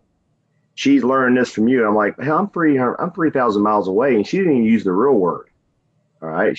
Now I say a word. I mean, Daddy, you're cussing. I say, no. I said, just go to your desk. There's a highlight in your desk. She goes, yeah. And I said, all you do is just highlight a word. It don't mean nothing. That's what that shit don't go very well. But if anybody knows my 9-year-old, she's a piece of work. Now I'm trying to send this damn thing. I'll get it to you. 919. Paul, you can do it. 714-1498. 919-714-1498. All right. I'm just looking forward to listening to the legend here next. That was awesome. And like Sweeter was saying earlier, he is going to be back on. So next week, next Wednesday night, we're going to have a quarterback talk. And then the following Wednesday night, we're going to have Coach Sweet on, and we're trying to get another couple speakers finalized for that one too. So we might jump into pass, or we might go back to wrapping up the run game. So there you go. Adam put it up for you. Thank you, Adam. Perfect. Welcome, Coach. But yeah, that was an awesome job, Sweeter. And guys, if you have any questions for him, reach out to him anytime. He'll be happy to help you. So we'll jump into our next speaker, Coach Richie Hall, coming off. This is the longest anyone's held the Grey Cup, right? For one win. So that's pretty impressive. It's pretty impressive. So so I had the privilege of working with Coach Hall in Winnipeg here, and he's an absolute incredible person. And it's a lot of fun working with him, because you can pop in his office, draw some stuff on the board, and he'll be more than happy to help you out with all that stuff. But when you walk in the room and he's got his jogging pants just laid on him, he's having one of his 7-minute naps. He just needs a little refresher sometimes, so he'll just have a little quick nap, and that's all he needs. He needs 7 minutes, 8 minutes, something like that. But he won't put the sweatshirt on or the sweatpants. He'll just lay them on him, and he'll just fall asleep right there, and he'll be back up, ready to go. So, Coach Hall, you got it. Thank you. Appreciate it. I am a napper. Is it a pleasure to be with you guys? And thanks again for Paul, you and Rick for inviting me, as well as Craig for getting me connected. I'm a firm believer that no matter what we do, we're always trying to continue to learn. I've been fortunate to be part of the CFL for a long time, and just being with you guys tonight, listening to Kris Sweet, and as well as preparing for this session, I always feel that I'm learning something new. One of the things that I try to stress with the coaches that I work with over the years, as well as the players, is that I don't know everything, don't want to know everything, don't try to know everything. But I believe collectively within the group that you're working with, whether it's coaches, whether it's us tonight, whether it's the players, we can always find out what's the best for our team or what we're trying to accomplish, and I do believe that's very important. I think as as a coach that we continually are always trying to learn. You know, we always got to learn because no one knows everything. Okay. And even when I'm talking about tonight, hopefully it's nothing new that you guys haven't heard, but hopefully there's something that might pique your interest, something that might have you apply it to look at it from a different perspective, you know, because we didn't invent the wheel. All we're trying to do is add a different spoke, and trying to approach it from a different perspective. One of the things, or the thing that I'm gonna talk to you guys about tonight, Rick mentioned turnovers. The word that we use defensively is we don't use the word turnovers. We use the word takeaway.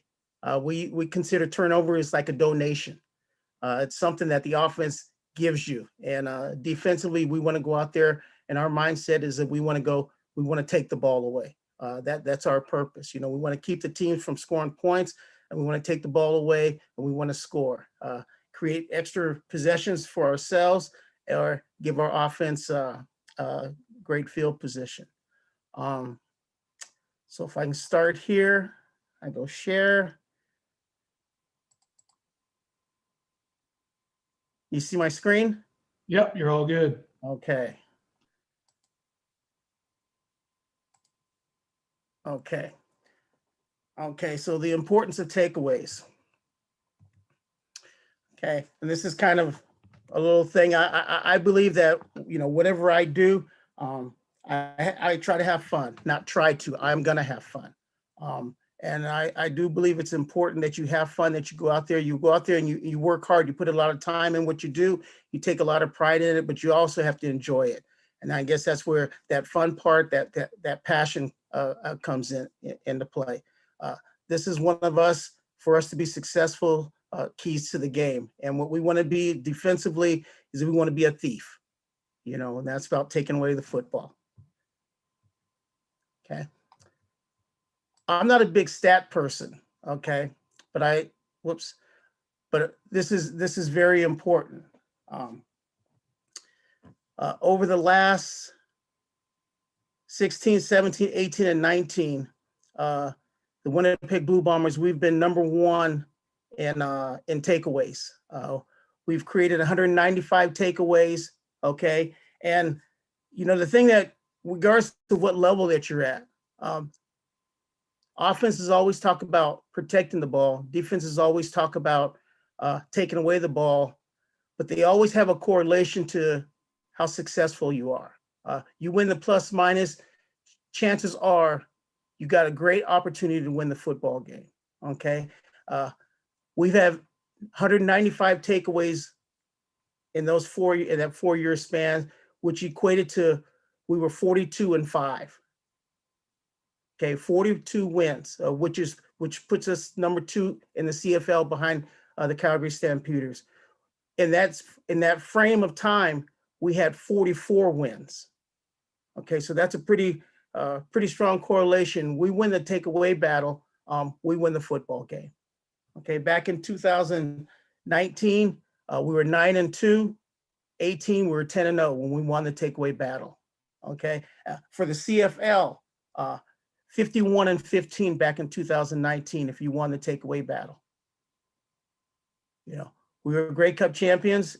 We were +13 during the playoff run. And again, we don't want to be just satisfied with taking the ball away. We want to be able to score points, and we have 23 touchdowns in that period of time. You know, so one of the things that we talk about, okay, is we talk about the ball. Okay, and I don't know if you guys see a little picture of me on the side, okay, but we say the ball is the most important. Okay, the ball is the most important because offense is trying to protect it, defense is trying to take it away. So you have 23 people out there trying to do something to the ball, and you have one person that has the ball. We're trying to get it. Okay, we're trying to get it. So when we talk that is the most important thing. That is the most important thing.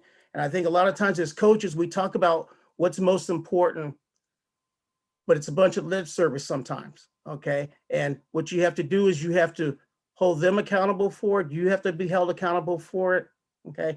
and you got to practice it. Okay. It's one thing to say in the locker room, okay, or one thing to say in the meeting room. You know, it's like you say, tackling is important, but we don't practice tackle. You don't go through a drill and do tackle, but yet we criticize and we get on the players for missing tackles in the game, but we don't give them an opportunity to perfect their skill.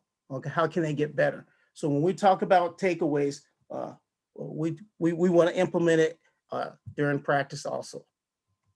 Okay, so there's two things. Okay, so first we're going to talk about takeaways. The other thing we're going to talk about loose change. Okay, and loose change is, again, I said you got to have fun with what you do, and loose change is a kind of a game within a game that we play with our guys.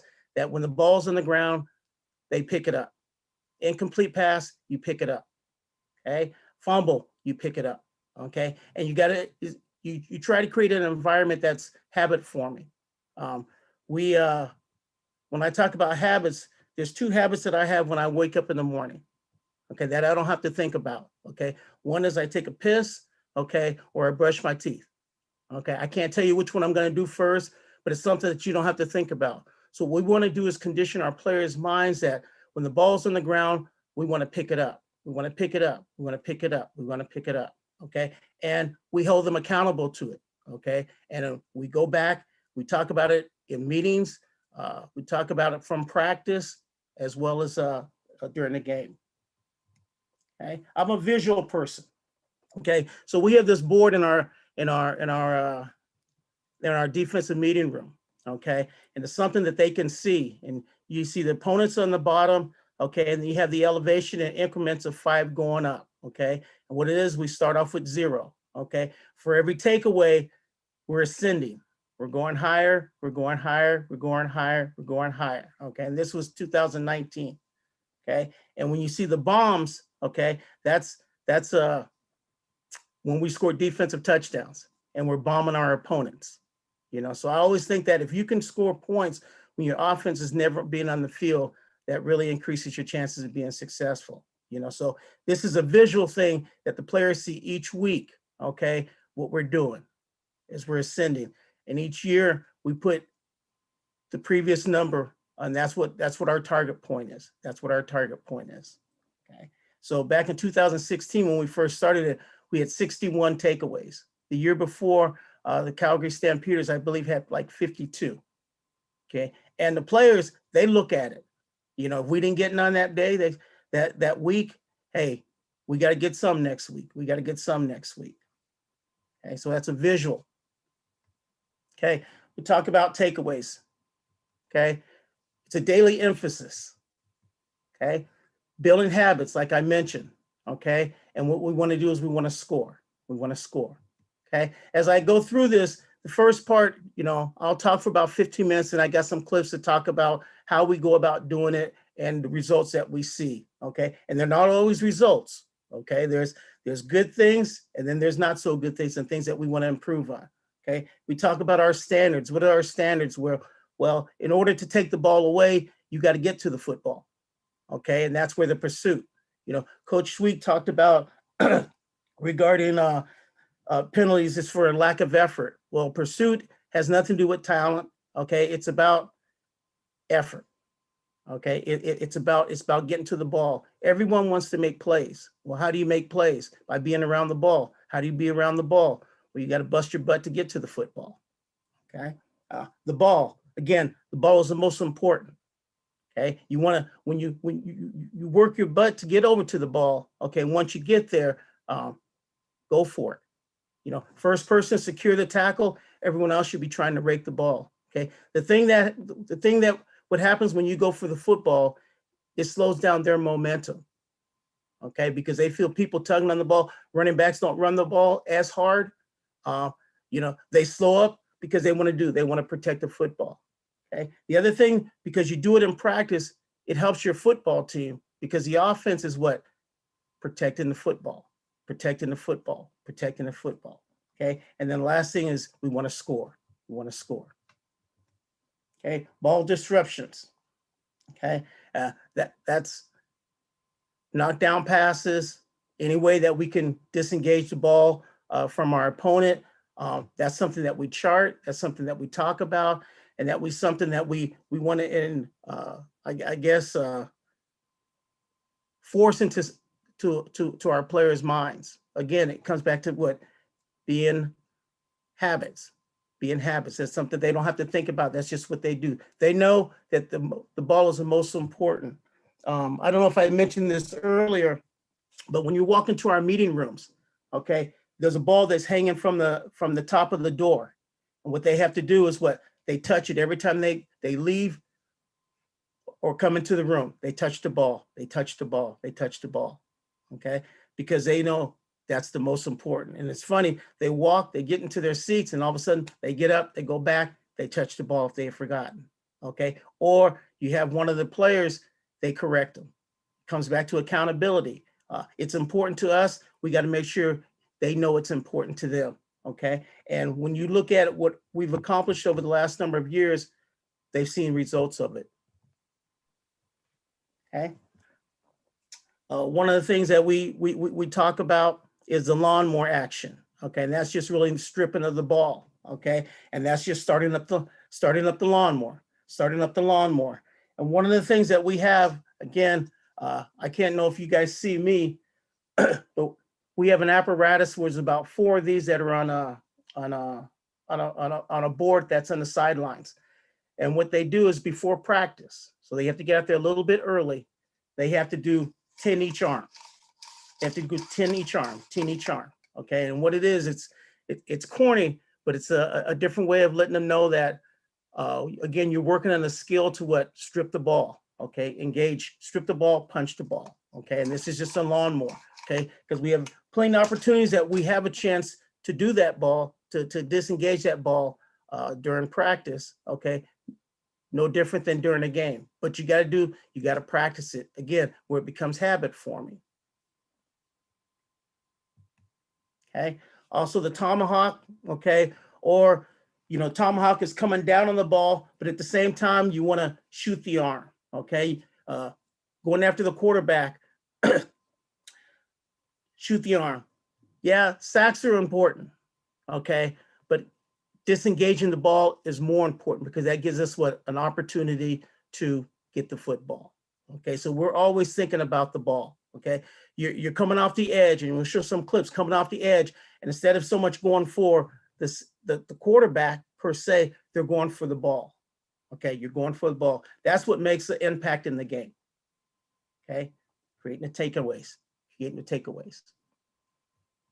Okay, getting your hands up.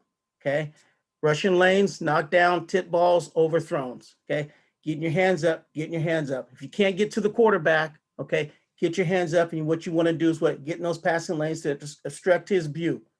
Okay, cause him to throw the ball a little bit higher. Okay, sidearm the ball. Okay, so he doesn't have a clear look.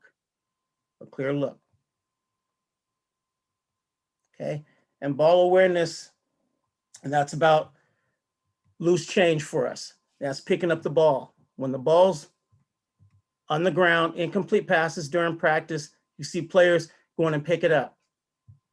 Okay, the fumbles, you want to pick it up. And in a game, we want to pick it up on incomplete passes also, because we had situations last year or 2 years ago, where if the ball was on the ground, you don't know if it's an incomplete pass or if it's a fumble. Okay, the officials make a decision. You go and pick it up, you go score, and then they'll have to make a decision. We had a couple of situations where if we had challenged, we would have won the challenge. They told us after the fact if we had picked the ball up right away. Okay, so again, we want to create habits where when the ball's on the ground, this is players and coaches. Okay, when the ball's on the ground defensively, pick it up. Okay, games, practice, and we want to score. Okay, we call this loose change. And one of the things that we do regarding takeaways, okay, you get a takeaway and a tip ball for the offensive line, for the defensive line. Okay, we give out candy bars. Okay, so you want a candy bar, create a takeaway or get a takeaway. knock the ball down. It's something that the guys, they take a lot of pride in. They can buy their own candy bars, but it's something that's pretty special for them. And one of the things, I don't know if I should say this, but one of the things that we did during training camp, as I took and put $100 worth of $5 bills above our takeaway board. And each day before practice, or each day before our meetings, whoever got a takeaway, go up there and take the $5. Okay, and that's their reward. Okay, because you want to create something exciting. You know, create something, try to be creative in things that you feel are really important. It's just not, as a player, you sit there and you talk about things over and over and over again. It kind of gets redundant. They kind of get bored with it, but we want to create some excitement. The other thing we do with loose change is the reason why it's called loose change is for players, if they pick up the ball 4 times during practice, okay, then the next meeting, they will put 4 coins into a jar. It could be loonies, it could be loonies, toonies, a quarter, a nickel, a dime, a penny. Okay. And at the end of training camp, whoever had the most, each position, they got the pot. You know, so it adds up pretty quick. And again, guys take a lot of pride in it. If you had an opportunity to pick it up and you didn't, you still have to put it in there. Okay. And what we did during the season, Coach O'Shea and I, we challenged the guys and we did it secretly, but they ended up collecting enough money. And during our bye week at the last week of the season, our bye week, they went bowling. You know, so it was a reward for them for what they've done during the course of the season. Something they took a lot of pride in, but again, they had a lot of fun with it, but they worked hard for it. Okay. There's some info there. Okay, so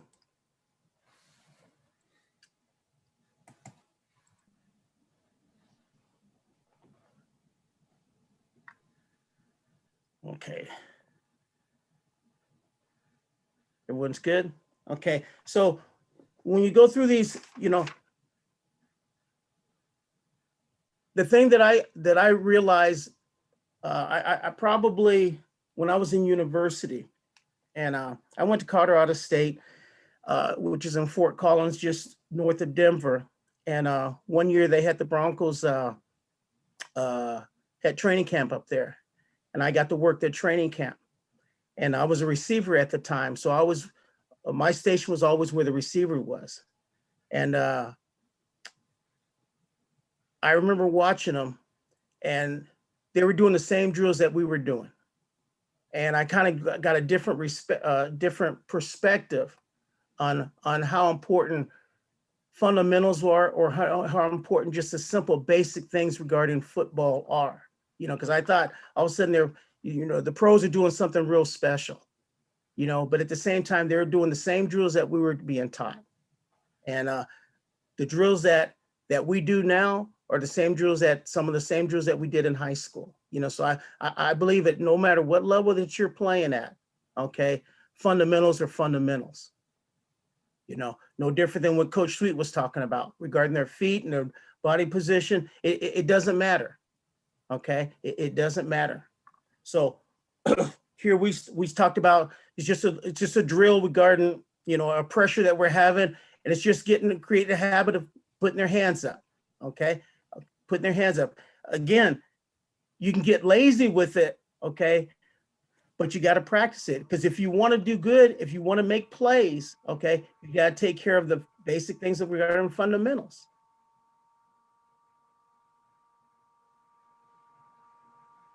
Okay, coming off the edge, the ball's the most important. Sorry about that. Coming off the edge, the ball's the most important. So it doesn't matter. This is the DBs coming off the edge. If it was DBs, defensive lineman, it doesn't matter. When you have the opportunity to go for the ball, go for the ball. There's no need in putting your hands up, because what? He's not getting ready to throw the football. Okay. And again, it's just going and touching the ball, just creating good habits. Okay, this is just a fumble, last touch, last touch. Again, things that we talk about, but if we don't practice it, we can't expect them to be successful with it. Okay, last touch.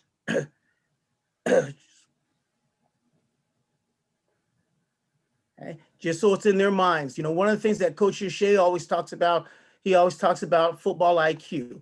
Okay, football IQ. Well, in order for them to increase their level of IQ as far as being on the field, is as coaches, we got to teach them, right? That's one of our jobs, is to help coach them, help to teach them. Help teach, help teach.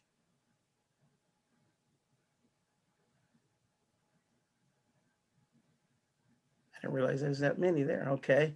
This is just fumble recovery. Again, you got to, you know, defensively, we don't get to feel the ball very much. Okay. So when we got an opportunity, you got to practice touching the football. Offense, they're always touching the football, always touching the football. So we got to make sure we have a feel for the ball. Okay. Eye-hand coordination. Okay. Got to bend at the waist. You got to follow the ball. You got to look it in your hands. And the thing that we got to do is what? We're not doing a great job here, but you got to tuck it away. Okay, you got to tuck it away. One of the things that we do, and Marty could vouch for this, even with the offensive linemen during stretch, coaches are going around throwing the football. Okay, because again, you got to get a feel for the ball. You got to know what to do with it. You got to secure the ball. Once we get it, secure it so we don't give it back to them. Doesn't matter what position.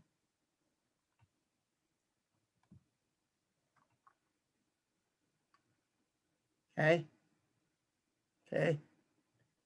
Chasing the ball carrier, you want to punch. You want to punch. I hear them talk about carrying the ball high and tight, high and tight. Well, we're chasing them. You got to find a way to get it out of there. You got to find a way to get it out of there. We always his left arm is securing the tackle. You always want to secure the tackle. Okay. And then your opposite hand, you want to punch. Either punching up or you want to try to rake it coming down. Okay. Like a lawnmower, and then pulling it out. And then we have the second ball carrier, or the second defender. The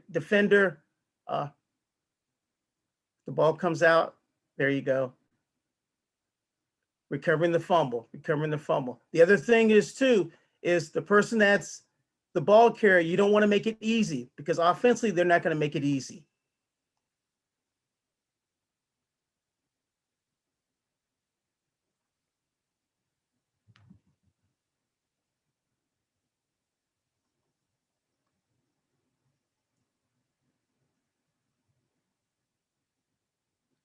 He hit Coach O'Shea pretty good there.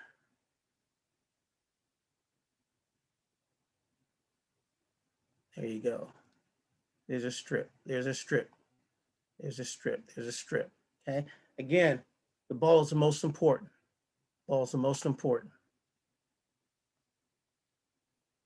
Okay. So now we talk about loose change. Okay. During practice. Ball's in the air. We drop the pick, but that's all it is right there. Instinctively, we don't need him to celebrate or almost interception. Go pick up the ball. Go pick up the ball. That's all we need to do. His job is done. His job is done. Okay. Creating habits. Doing it over and over and over again. Okay. No different than Coach Sweet was talking about things regarding the offensive line. They don't have to think about it. They just do it.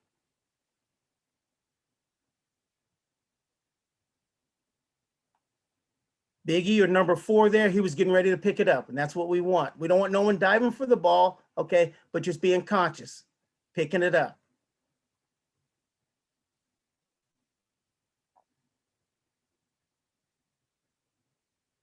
Here's a situation, they complete a pass upfield.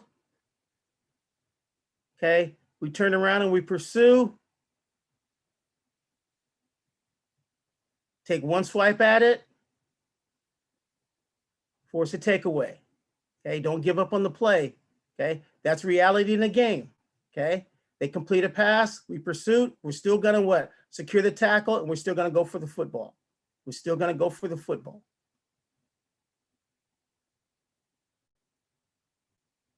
Okay. comes back to our standard, right? What are our expectations? What are our expectations?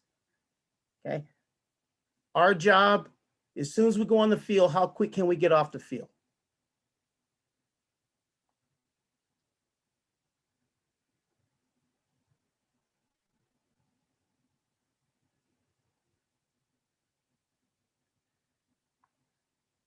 I'm not sure how the ball came out here. Okay, he punched it. Okay, he punched it. Okay. And that helps our football team out because it teaches our offensive what? To protect the football. Okay. So now we practice it. We talked about it in the game. We talked about it in meetings. Okay. We put it in practice. Okay. But do you play like you practice? Comes back to those fundamentals. Okay. If you practice it and you don't use it in a game, those are wasted reps. Okay. Those are wasted reps. Here's a situation. It's a great job by Drake, defensive lineman, turn and pursue and pick the ball up. Okay. Again, it's just habits. It's just habits. Okay. Get excited for this because this is what wins football games. Okay. It's those little things. It's those little things that we do, being disciplined, taking care of those little things.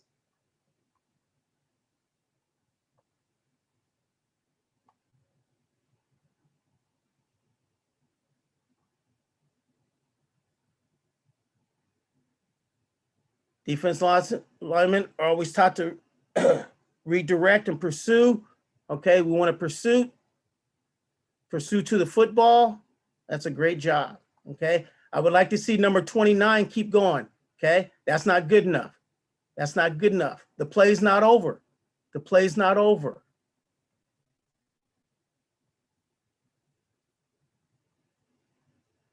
It's a Grey Cup game.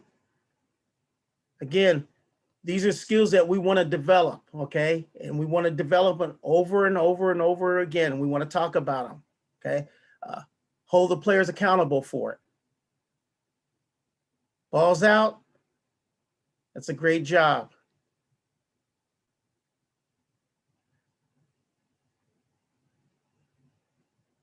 I think that's Brandon Alexander. Would like to see Marcus Sales, number 14, redirect and go for the ball, okay? We always got time to celebrate, but the most important thing is you can't celebrate unless what? We have the ball. We have the ball. That's a great job. Okay, great job by him, by 37. Okay, we could be better by number 14.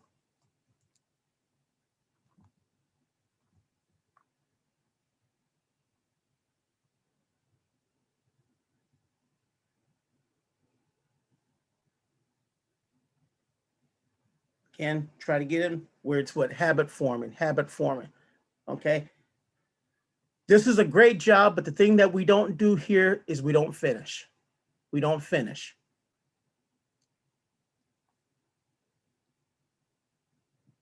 Good job, redirect. Now, we got two players that get there and they don't do anything. Okay. And the thing when we go through meetings, okay, we point this out. It's good coverage, good pressure. We're off the field, okay? But that's not good enough. That doesn't meet our standards. That doesn't meet our standards. Again, holding the players accountable, okay? Because it's important. It's important. Again, what we have to do as coaches and the players understand, we got to be consistent in what we do. It's not every blue moon. It's, hey, pick up the ball. Not sometimes, pick it up all the time. Pick it up all the time. Pick it up all the time. See, that wasn't a good rep for us. Okay, not a good rep, not a good rep. Okay, and then what happens is as the meetings go, okay, as the year, not the years, but as the season goes, they start saying to each other, got to pick up the ball. We got to pick up the ball, okay? Or, hey, you got to pick it up. When you get them to patrol and make them be accountable to each other, okay, now we've taken the next step because they expect that from the coaches, okay? But the leaders got to take it up on themselves, okay, to lead, okay? Because you can't always lead with your coaches, okay? They got to lead by themselves, okay? This is a great job by Willie, okay? and attacking the arm of the quarterback, kind of like the tomahawk here, attacking the arm of the quarterback. Okay. Now, this is one of those bang bang plays. You see number 19,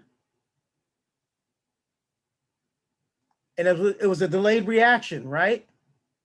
Delayed reaction. Go pick it up right away. Go pick it up right away. And this is one of those situations where Coach O'Shea asked them, the rules committee or the officials, what would the call have been? He said if we would have picked it up right away, we got to have a great opportunity to challenge and win the challenge. Just because when you look at it, sorry, I'm not sure how it's appearing to you guys. Okay, I'll try to slow it down here. I don't know if his arm's coming forward. Okay, but right now they're thinking incomplete because what our players are thinking incomplete. Versus if 19 goes and picks it up right away, well, you know something? That might change your thinking. He thinks about it, but it's a delayed. You know, it's kind of like going to the bath. It's like getting up in the morning and you go turn the TV on and you say, oh, you know, I forgot to go to the bathroom. You know, again, habit forming. You don't have to think about it. That's just what you do. That's just what you do. Whoops, sorry.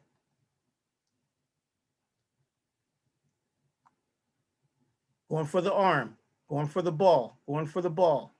There you go.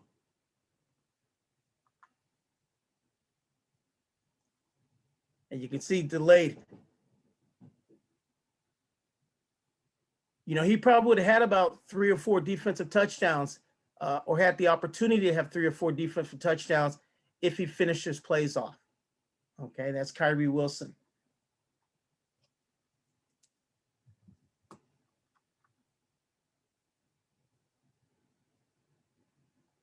It's kind of the lawnmower action here.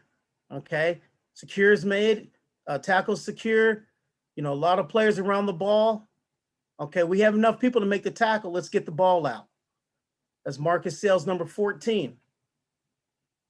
It's a great job. It's a great job. It's a big play. The ball is the most important. Disengage him. Disengage him. We want to swarm. We want to swarm to the ball. We want to get it out. Again, when we talk about takeaways, this isn't a turnover. This is a takeaway. We're taking the ball away, taking it away, getting it out, and recovering it. Big play.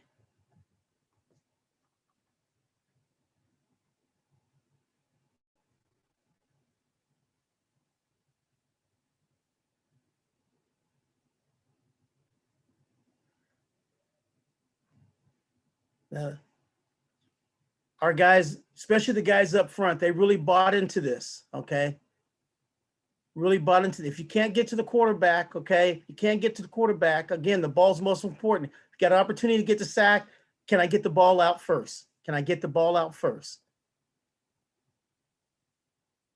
Great job just sweeping, okay? He's got, you know, he's tall, lean.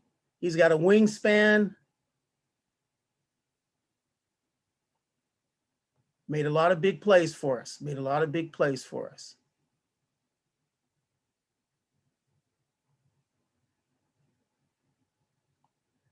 Again, you can see his eyes.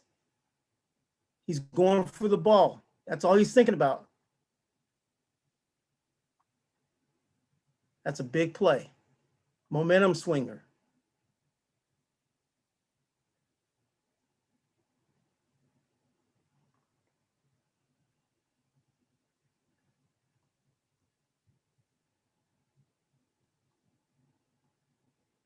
Okay, in this play, you have Marcus Sales, number 14, coming have a weak hammer here.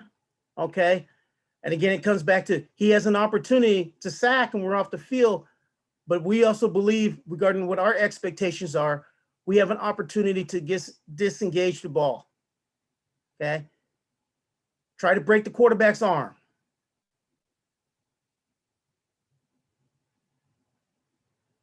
That was a big play, but it would have been bigger if we could got the ball out, okay? Instant field position right there. Doesn't matter what position, we're thinking the ball, thinking the ball, thinking the ball. Okay. Again, you guys might look at it and says, no, maybe not. But again, it's what's your standard. Okay. Our standard is what? We want to create takeaways. Okay. We want the ball. We want the ball.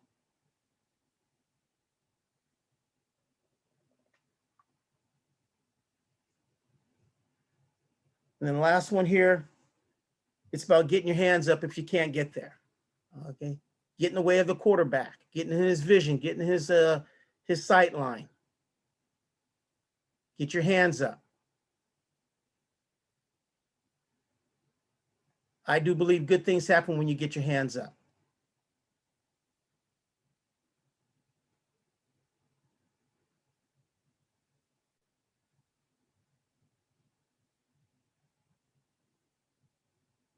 We want to score. We want to score.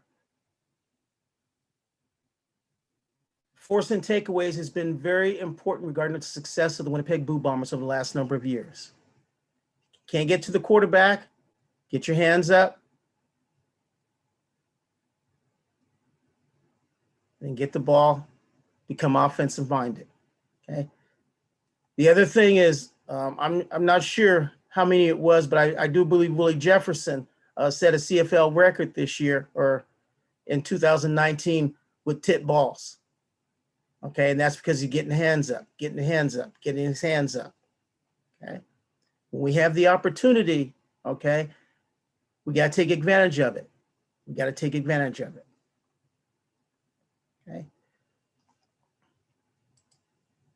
So when we talk about our success and our standard defensively, that's been very important for us. You know, there's really about 4 things that we talk about defensively that we address each meeting, or not each meeting, but after each game. 1, did we win the game? Did we win or lose the game? Number 2, how many points did we give up? You know, I always tease Marty and them. I said, we'll keep them under 50. You know, we've kept them under 50 for the last 5 years, and we've done pretty good. Keep them under 50. Okay. Number 3, how many takeaways did we force? You know, were we able to force some turnovers? I'll say turnovers, force some turnovers, but force some takeaways. Okay. And then the 4th thing is explosion plays. Okay. But those first 3 are the ones that we harp on. You know, first, did we win the football game? Okay. Because if we didn't win the football game, it really doesn't make a difference. Okay. The bottom line is when we line up every week is what? To win the game. Okay. And then we know that number 2, the least points that we give up, the more it increases our chances of being successful. Okay. If we give up 12 points, as we did in the Grey Cup game, then we only have to score 13. If we give up 45, then we got to score 46. Okay. And we're asking a lot from our offense. Okay. So, and then the other thing is the takeaways. Okay. Because that increases our chances of being successful, because it's a momentum builder. It takes away momentum, and it gives us an opportunity to score points, to score more points, you know, by field position or scoring points defensively. So, you know, for us, that's one of the things that we preach from day one. Okay. And to me, that's just fundamental football, regardless of what level. Okay. Because when you go back again, like I said, I'm not a numbers or a stats person, but I would be willing, when I listen to other coaches, especially offensive coaches talk, they always talk about protecting the football, protecting the football, protecting the football. Okay. And if they protect the football, then they increase their chance of being successful. When I was with that other team in Saskatchewan, and when Coach Miller was the head coach, there's one thing that he said regarding the offense, and I really like the phrase. And he says what they try to do is to end every drive with a kick. Every drive with a kick. So you're either scoring points, or if not, you're punting the ball and you're giving your defense an opportunity to work with the long field. And I thought that was a great philosophy. That's a great philosophy. If we can end every drive with a kick, I think that's pretty important. When you talk about team football, okay. But that's just kind of what I want to share with you guys regarding. I think regardless of what level that you're playing, what level that you're coaching at, I think that's something that's very important from a defensive perspective. Okay, and if you're an offensive coach, you just understand how important protecting the football really is. Okay, because again, we have 44 wins over the last 4 years. Okay, and 42. Okay, for our team. Okay, we won the takeaway the battle. That's contributed to our success. Every team's different, okay, but it's helped us win football games, okay. And we let the players know, and they see it, and they understand the little things that they do in practice, whether it's putting their hands up or picking up the ball. They get a picture of the final result. They know when they do these kinds of things, it increases their chances of winning, okay. And when you look at our run 2 years ago, that was very significant in our success. So I don't know if anyone has any questions. Again, it's not brain shattering, it's not brain shattering. But when you talk about fundamental football in any aspect, it's not brain shattering. It's a matter of just being able to be consistent at what we do. Okay, and for the players to buy into it. Okay, because if they don't buy into it, it's just, it's falling on deaf ears. But the other thing that, especially with the loose change and some of the things that we try to do for the environment that's been created by Coach O'Shea is we try to create an environment that's fun. We're going to work hard, but it's enjoyable, because when you enjoy and you're having fun, it's a lot easier to learn. And you enjoy being there. You enjoy working hard just because you see the rewards. And I think that's been a big part of our success over the last number of years. That's awesome. Thanks a lot, Coach Hall. Any questions for Coach Hall? Oh.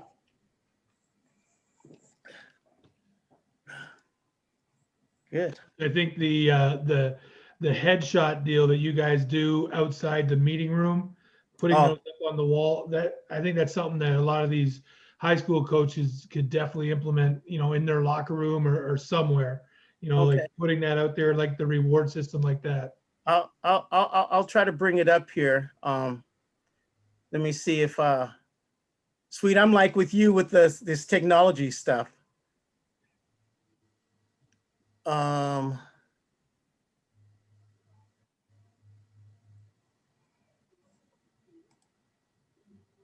You guys still hear me, right? Yep, we got you. Okay.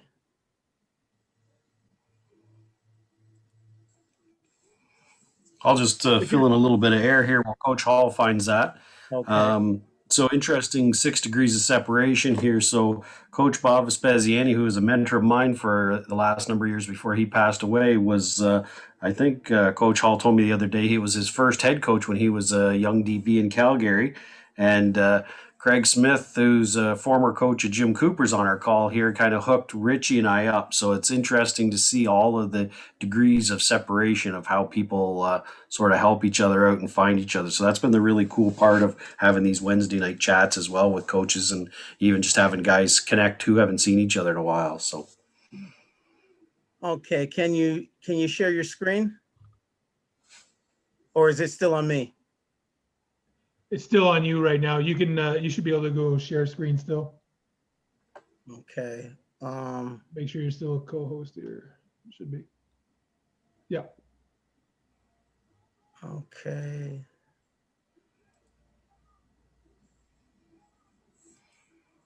You need me to tell a couple more stories, Coach? Nope, I got it. Okay. Okay, Hey, so Coach, could you hit up about the pictures, these ones? yeah. That's awesome. So what we do is after each victory, everyone that's defensively in the meeting room, we always take a group picture after each win. And this was our group picture after the Western Final against Saskatchewan. I couldn't take one after the Grey Cup because no one was together, or if they were together, there wasn't going to be more than 5 or 6 people in the picture just because of the families and the champagne, or not champagne, beer, and everything. So, but this was the Western Final, and it's pretty special. It was pretty special. And that's just something, again, that we do every week. We do every week, or after every victory, sorry. Okay. So one of the things that we do is we give out a player of the week, and you usually give about 2 or 3 of these every week. Okay. And what's unique about this, and we put a bobblehead on this is on the wall in our meeting rooms, and you don't have to play in the game to go up on the board. And what our objective is for every person in that room at some point in time during the season, they're going to be up there because what we believe is we win as a group, and we're a team, and we need everyone to feel like they're part of the team, and the thing that we have to all understand is each week our role changes. Okay, if we're in the practice roster, you still got the opportunity to be up there, and you're going to get up there because your role this week is to prepare our team to play.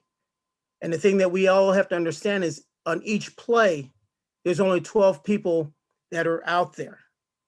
And then within that play, maybe one person, someone was picking for them, or they're running the stump for them, or the coverage is geared towards them, so everyone has to do their job. And it changes on every play, so like I said, by the end of the year, every player is acknowledged there because they need to feel like they're important, and they are important. We talk about team. Well, we talk about everybody as coaches. The thing that I think we always have to show is make sure that they understand that they are important. Okay, because you can only dress so many players each week. Okay, so each week they go up there. Okay, and they get a little prize or a little gift. This particular year, this was, I think, 2018, and our theme in 2018 was Fast and Furious. Okay, so each week, whoever won was acknowledged. They would get their card. This happened to James Stanley, Coach Stanley. He had his initials on there. Otherwise, the player's name would be on there. And then in the driver's seat, there's a picture of them. Okay, there's a picture of them. And then on the back, I believe it's Fast and Furious, the license plate.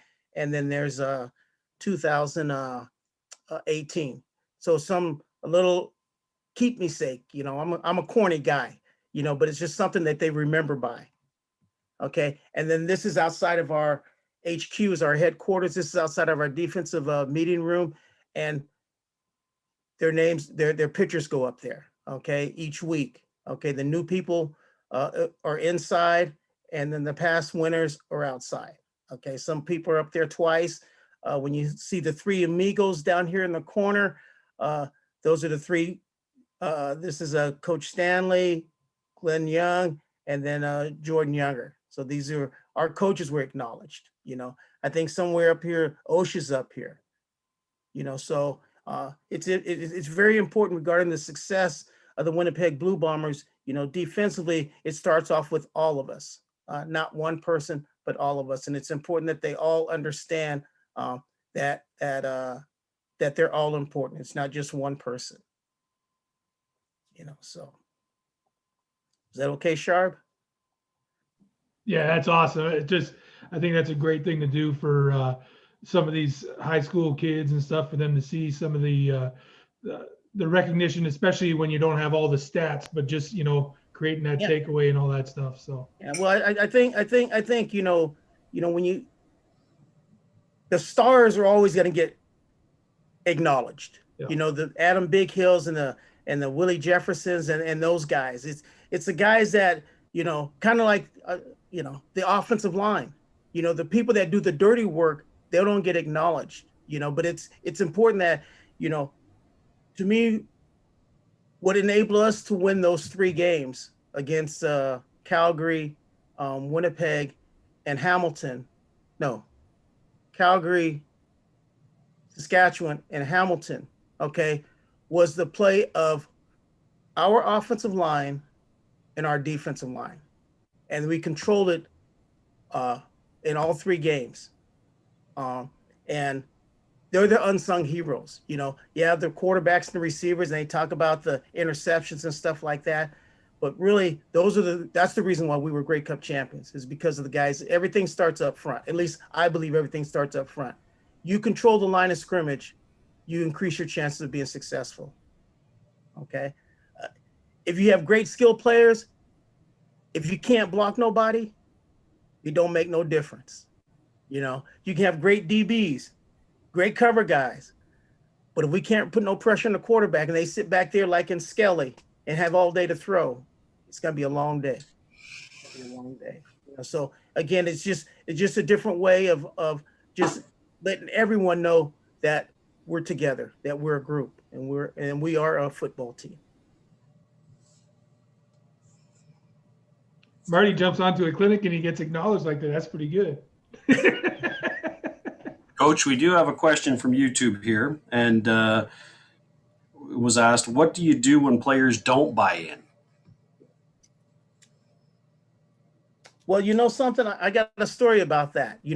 I like to think some of it is peer pressure, because everyone wants to be accepted. And I think if you don't buy in, because we're always going to acknowledge it. That's our job as coaches. If you're not picking up the ball, you're not picking up the ball, you're not picking up the ball. If you get tired of hearing that, start picking it up. No different than your teammates, that peer pressure that the teammates put on you, that they put on themselves, like, hey, you got to buy in, because this contributes to our success. But the story that I have is Winston Rose, our weak corner. He's with Cincinnati now. And at the beginning of training camp, it was his first year with us. And, I would give out candy, for whoever got a takeaway. And we always did this before every meeting. And so I would call out his name. He said, Coach, why do you always give us candy? We don't want no candy, diabetes and stuff like that. And I go, Winston, you don't have to take the candy. This isn't for me. I go, but you don't have to take it. So all of a sudden it's Grey Cup week. And he had a pick in the practice before. So, I mentioned we had, X amount of takeaways, who had takeaway, here's the box, take your candy. And I didn't say his name. And I'm getting ready to go into our meeting regarding our game planning and everything. And he goes, Coach, you forgot somebody. I go, what do you mean? He goes, I had a pick yesterday. And I said, I thought you didn't want any candy. And everyone just started cracking up, so it's something that he bought into. It took him a little bit of time, but he bought into it just because he wanted to be part of the group. And people, hey, once you got to pick up the ball, you got to pick up the ball. So I think the whole thing is you get your leaders and you get the numbers to buy into it because they saw the results of it. And again, we try to create an environment that it's fun. It's fun. And we kept doing it, and let's just say they did buy into it. Did everyone buy into it right away? No. But again, you got to be persistent. If it's something that you believe in, you keep doing it. You keep doing it. No different than with your technique. You believe in it, you keep doing it, and you make your adjustments accordingly. But overall, by the end of the season, he had bought into it, and everyone had bought into it. So it makes it easy. It makes it easier when your leaders do it and they believe in it. But again, as coaches, I think we have to be consistent regarding to make sure that it's important. that it's important. That's important. In a normal, sorry to ramble on here, but in a normal work week, we have 3 work days: day 1, day 3. Okay, on day 1, day 2, those are the 2 work days. We always have what we call TNT, tackle and take away circuits. So it's something that we do every week. So they know what we're doing is important, and all of a sudden they come up with suggestions. Hey, coach, can we get a little bit of extra of this? Because, whether a certain individual or they feel that the group wasn't good enough this past week or something, that they would bring it up. And I think when they start taking ownership, that knows that you're taking another step, that you're going to another level. We got another question here that's in the chat, and it says, what was your mindset during the Western Conference Final against Saskatchewan on the goal line stop? Well, I say great players make good coaches, so I know they had I had put a call in that it wasn't maybe the greatest call, okay, on the second down, but they did a great job of bailing me out. And then the last call on the third down, they just did an outstanding job as far as executing. Penetration.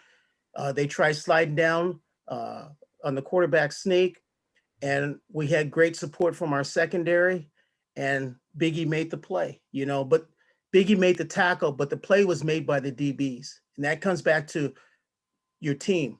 We have a team concept, and if everyone does their job, somebody's got to have an opportunity to make the play. But again, the people that got the recognition might have been the person that got the tackle, but the person that made the play, it's kind of like the offensive line. They're doing the dirty work, but they just played at a high level. They just weren't going to be denied, and the thing is, we played Saskatchewan, 4 times during the season, counting the playoffs, and they scored 3 touchdowns against us. So they knew that they could keep them out of the end zone, and their backs were against the wall, and they made a play. So it was nothing special. It was just executing. Executing what your responsibilities are and getting penetration. Coach, one more thing I think you guys do really well is in warm up, the tossing the ball to the guys and stuff like that. You want to just explain what you guys do and all the coaches walk around and everything for that? Well, a lot of times when, at least places I've been with, during stretch, coaches kind of, they're kind of standing around just kind of talking. But, Coach O'Shea has us actively involved. Every coach gets a ball and they just walk around and they throw the ball, fumble, interceptions, in the air to the whole team, offensive linemen, defensive linemen, so they can get a feel from the ball. And the whole thing is catch it and put it away, high and tight, get the feel of the ball, because you never know when you have the opportunity to be on the ball, whether it's recovering a fumble, offensive lineman. I mean, you can go a whole year with never, and then all of a sudden you get in that situation, and it's if you haven't practiced it, you don't have an opportunity to be successful with it, or you don't have the confidence, So it's just something that Coach O'Shea believes that it's important, and again, it comes back to things that you believe that's important. Then you got to make sure that the players know it's important, because when you do things, they know it's important. It's not just lip service, and that's just something I've never done it before until I started with Winnipeg in 2015.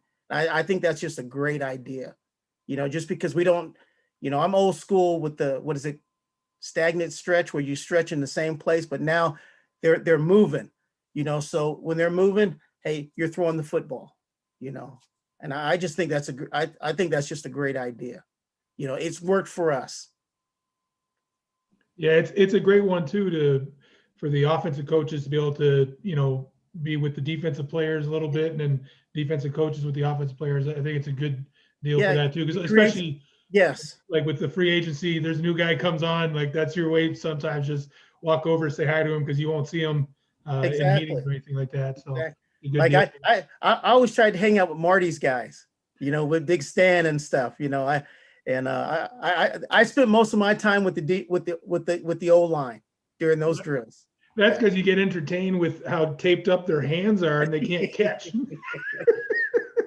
or they're telling me, Coach, can you mention to Marty put me in at tight end and run a pass play for me?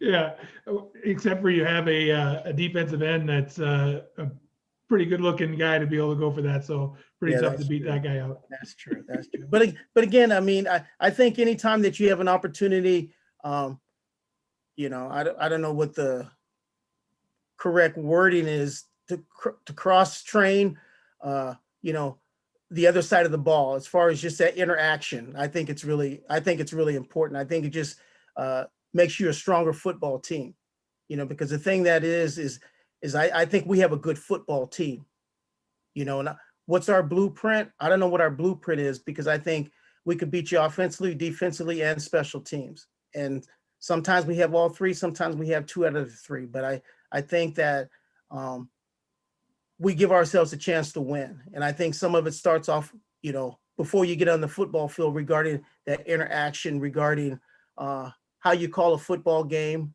how you play a football game, and the decisions that you make during the course of a game are what's best for your team, not what's best for a particular side of the ball.